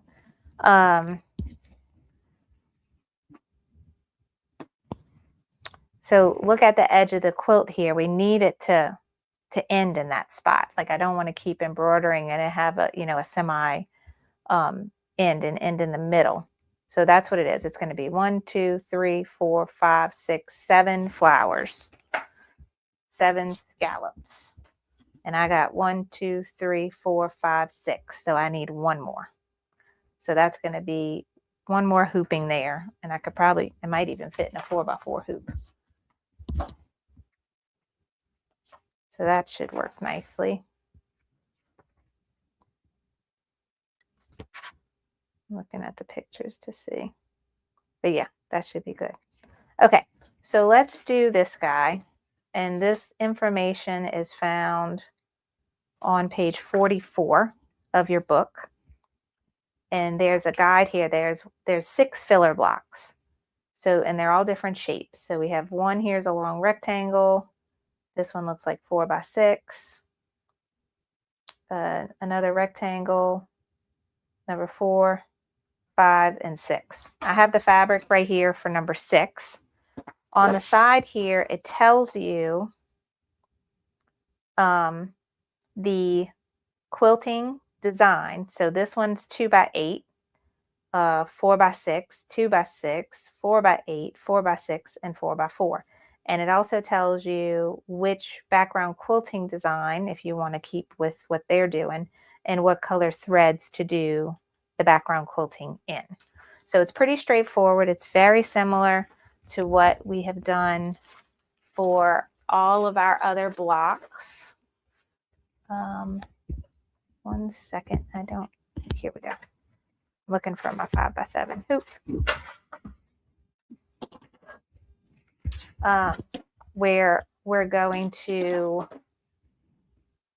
put the batting, put the background fabric, tack it down, and just stitch it, and that's it.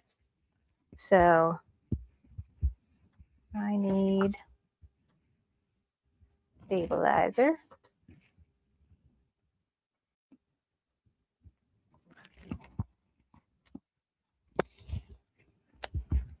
And I might throw some scraps together real quick because I want to keep going with my strip I have now. Let's see, that's not going to work.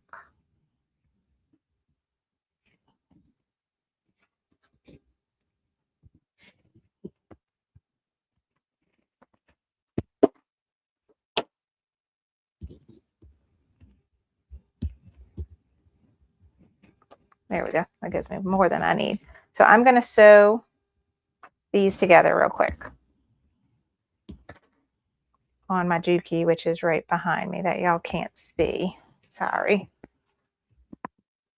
But I was messing with it this weekend because my dad borrowed it and he must have changed the tension because it was all off. So I spent a lot of time messing with it.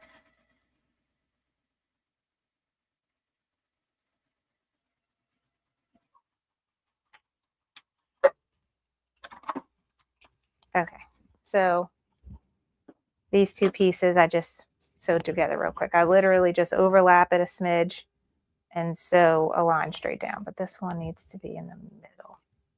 So I'm going to start here for this one.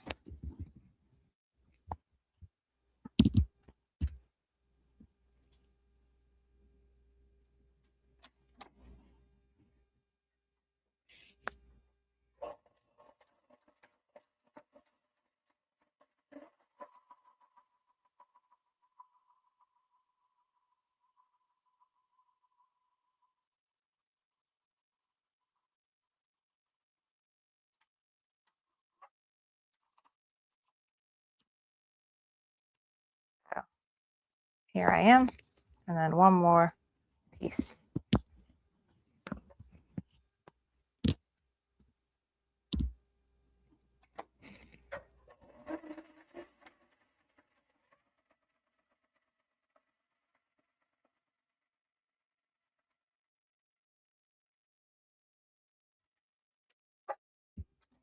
Okay.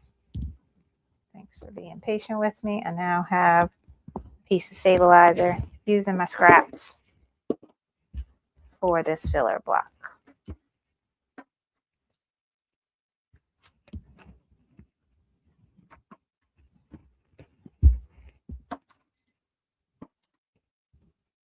Okay, so I need to grab that design and put it on my USB stick. I'll probably go ahead and delete the couple steps that I don't use.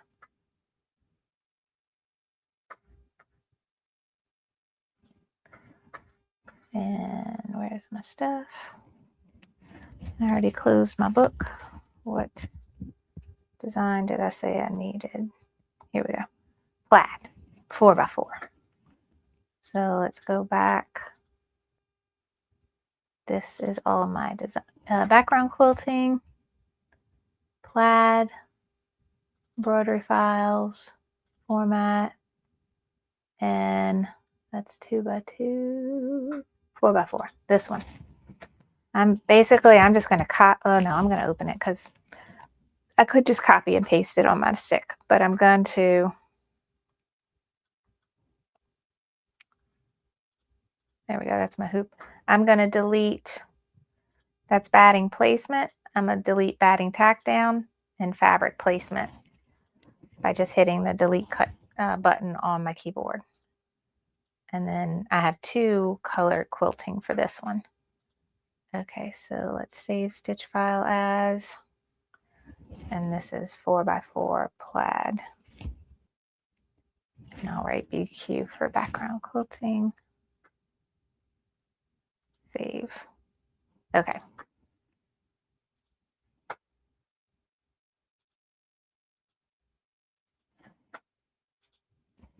And we'll load this.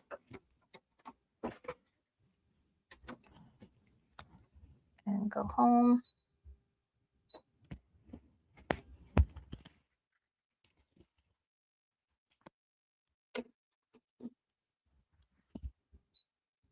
And I don't have batting cut already, I don't think.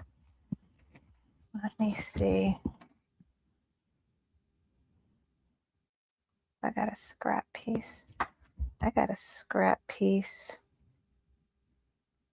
wish, now my Juki doesn't do a zigzag stitch. If I had my Stellaire ready and up and running, I got these 2 pieces of batting, I would do a zigzag stitch between them, so then I wouldn't have that bulk right there. Probably doesn't matter, but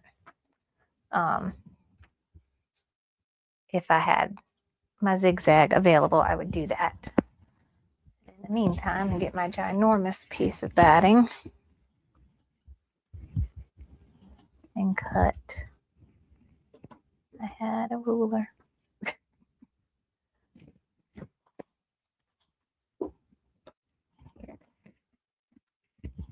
Sorry, I'm back here now.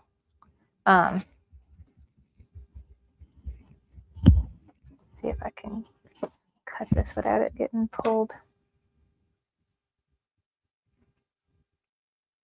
Let me just get a rough go, and then I'll trim it down to the right size. There we go. Ginormous piece of batting rolled up in the corner. Okay, so I need a 4x4 piece, and this is when I cut it right to size so that it's going to fit in that placement stitch.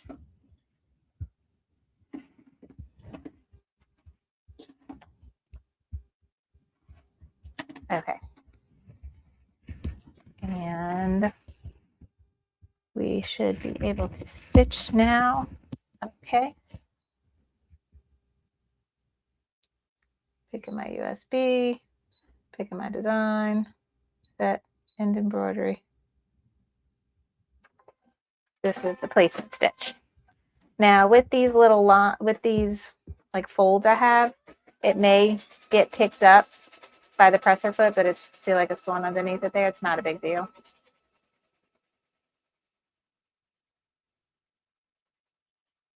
See, it doesn't matter.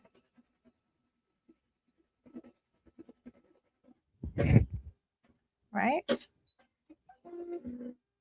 And then we're going to take this off and go add a little bit of glue.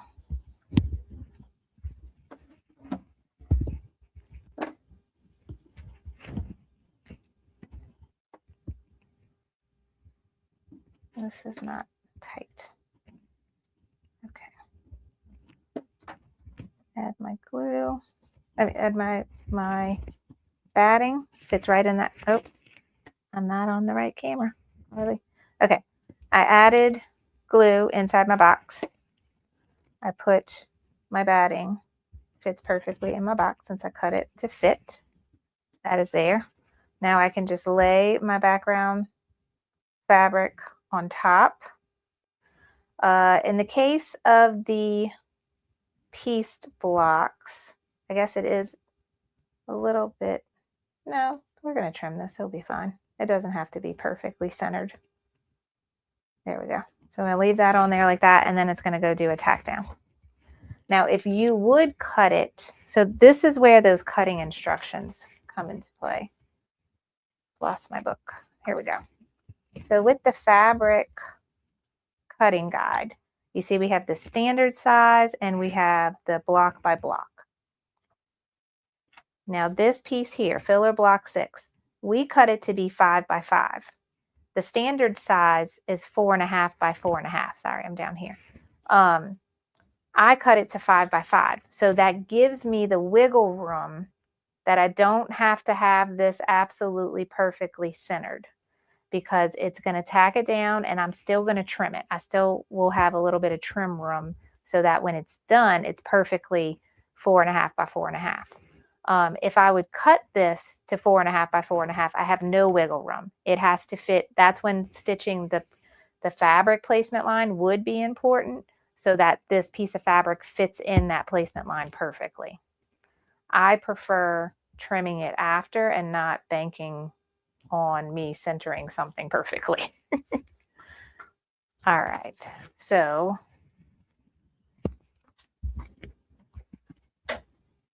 I'll put this guy back on, and the tack down stitch is a basting that I'm going to remove. So this is when, instead of having to worry about using my seam ripper to get it out, I use water soluble thread to stitch just on the top. Don't have to change the bobbin, and you can dissolve it with water. No seam ripper required.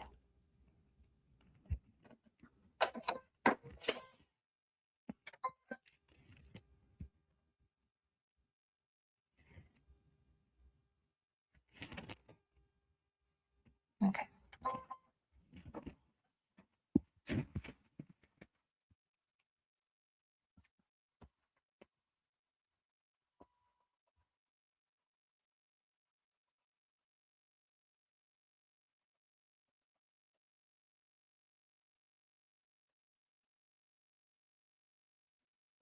There we go.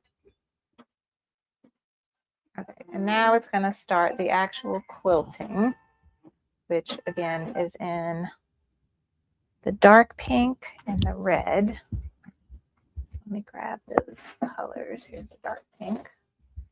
Oh, the red is on my 6th needle. Okay. 4. Oh, I got to show y'all what we're making for sip and stitch on Friday. Okay, so these are my thread colors for the quilting.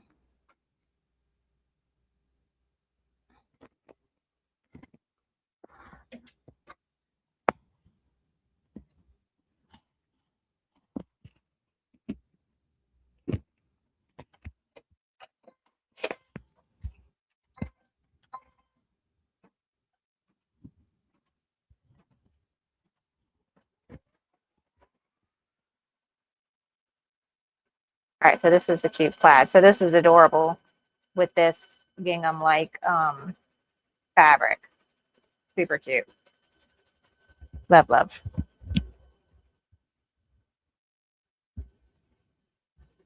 Okay.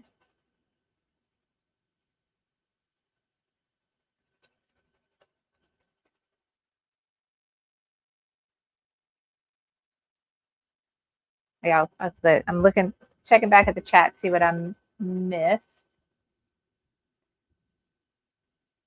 Still talking about Costco.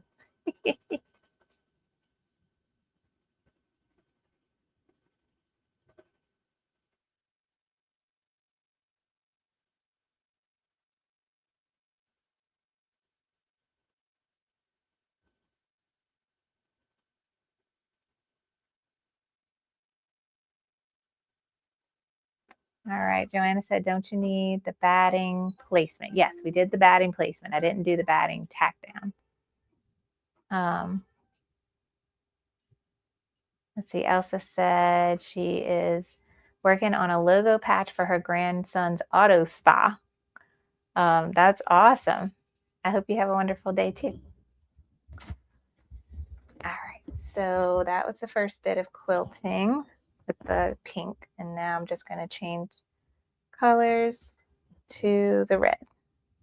And then this guy's done. And that's how all of the filler pieces are done, since we didn't get to cover that on Friday.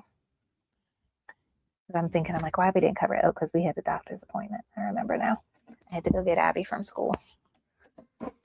And we made it to the doctor's appointment just in time.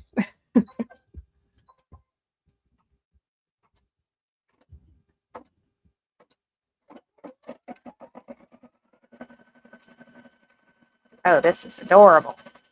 Love it.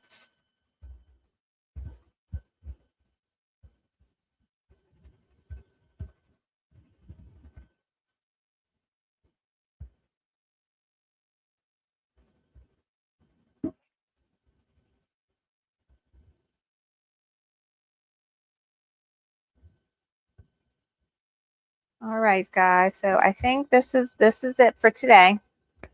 I have a lot of homework to catch up on to be ready for Thursday. So this week the schedule's a little different. I'm coming doing Monday and Thursday. Next week is also Monday and Thursday. My kid's last day of school is Thursday. And so we may have some interruptions from 10-year-old Elise now instead of 3-year-old Elise. This is so cute. I absolutely love this. That is precious. So that's it for today. I am going to continue working on my borders and finishing those. I got to stitch out all the rest of the filler blocks, which there's 5 of those. And then we're going to get together on Thursday, and using the book, we have a nice layout of how we're going to put everything together. Let me show you.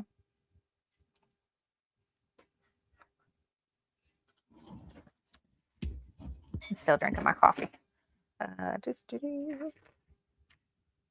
So like they have section 1 is Land That I Love, the filler, 2 hearts, lace, and then floral and stars. So it even shows you like put these 2 together first, these 2, then join those sections together.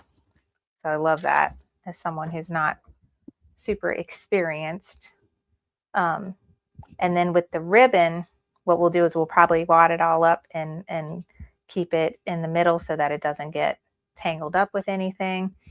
I still need to sew the ribbon onto my block, but you can see all the sections. And then once you have the 4 sections together, then you'll, piece section 1 and 2, and then 3 and 4, and put them together and add the borders on. And that's when we'll trim the borders.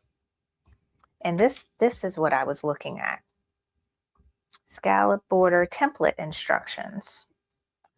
If block by block quilting was used, skip to finishing instructions. Okay, so since we did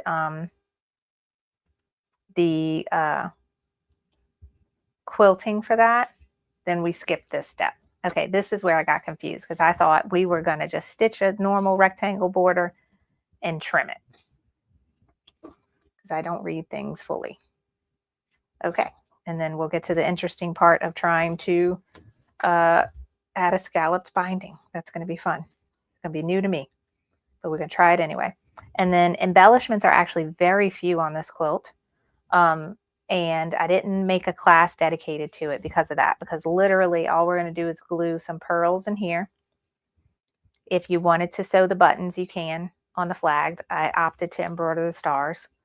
Add pictures to the picture frame section, and then you can trim these ribbons to be whatever length you want them to be. But that's it. So not a lot of extra embellishment work to do once the quilt is all put together. Okay, that's it for today. Thank you so much for joining me. Oh, we have to cut the binding on a bias. Yes, I did read that, Joanna. So when we get to the binding class, that is the last one. I think my game plan is going to be to have most of it cut and connected, and then save to where you can see me cut one of them and connect like the last piece. That's the game plan on that. I have not really done the whole cutting on the bias before. I have always just done straight cuts of things. So I'm actually going to talk to my friend at the quilt shop when I go to my Thursday class this week and ask her for some tips so I can actually like see it in person and everything. So I'll be prepared for next Thursday. All right. So yes. So oh, sip and stitch. Let me show you.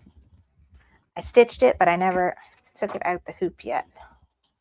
So this is what we're making for sip and stitch, but we're making a much smaller version because we're going to do it on the PE 800.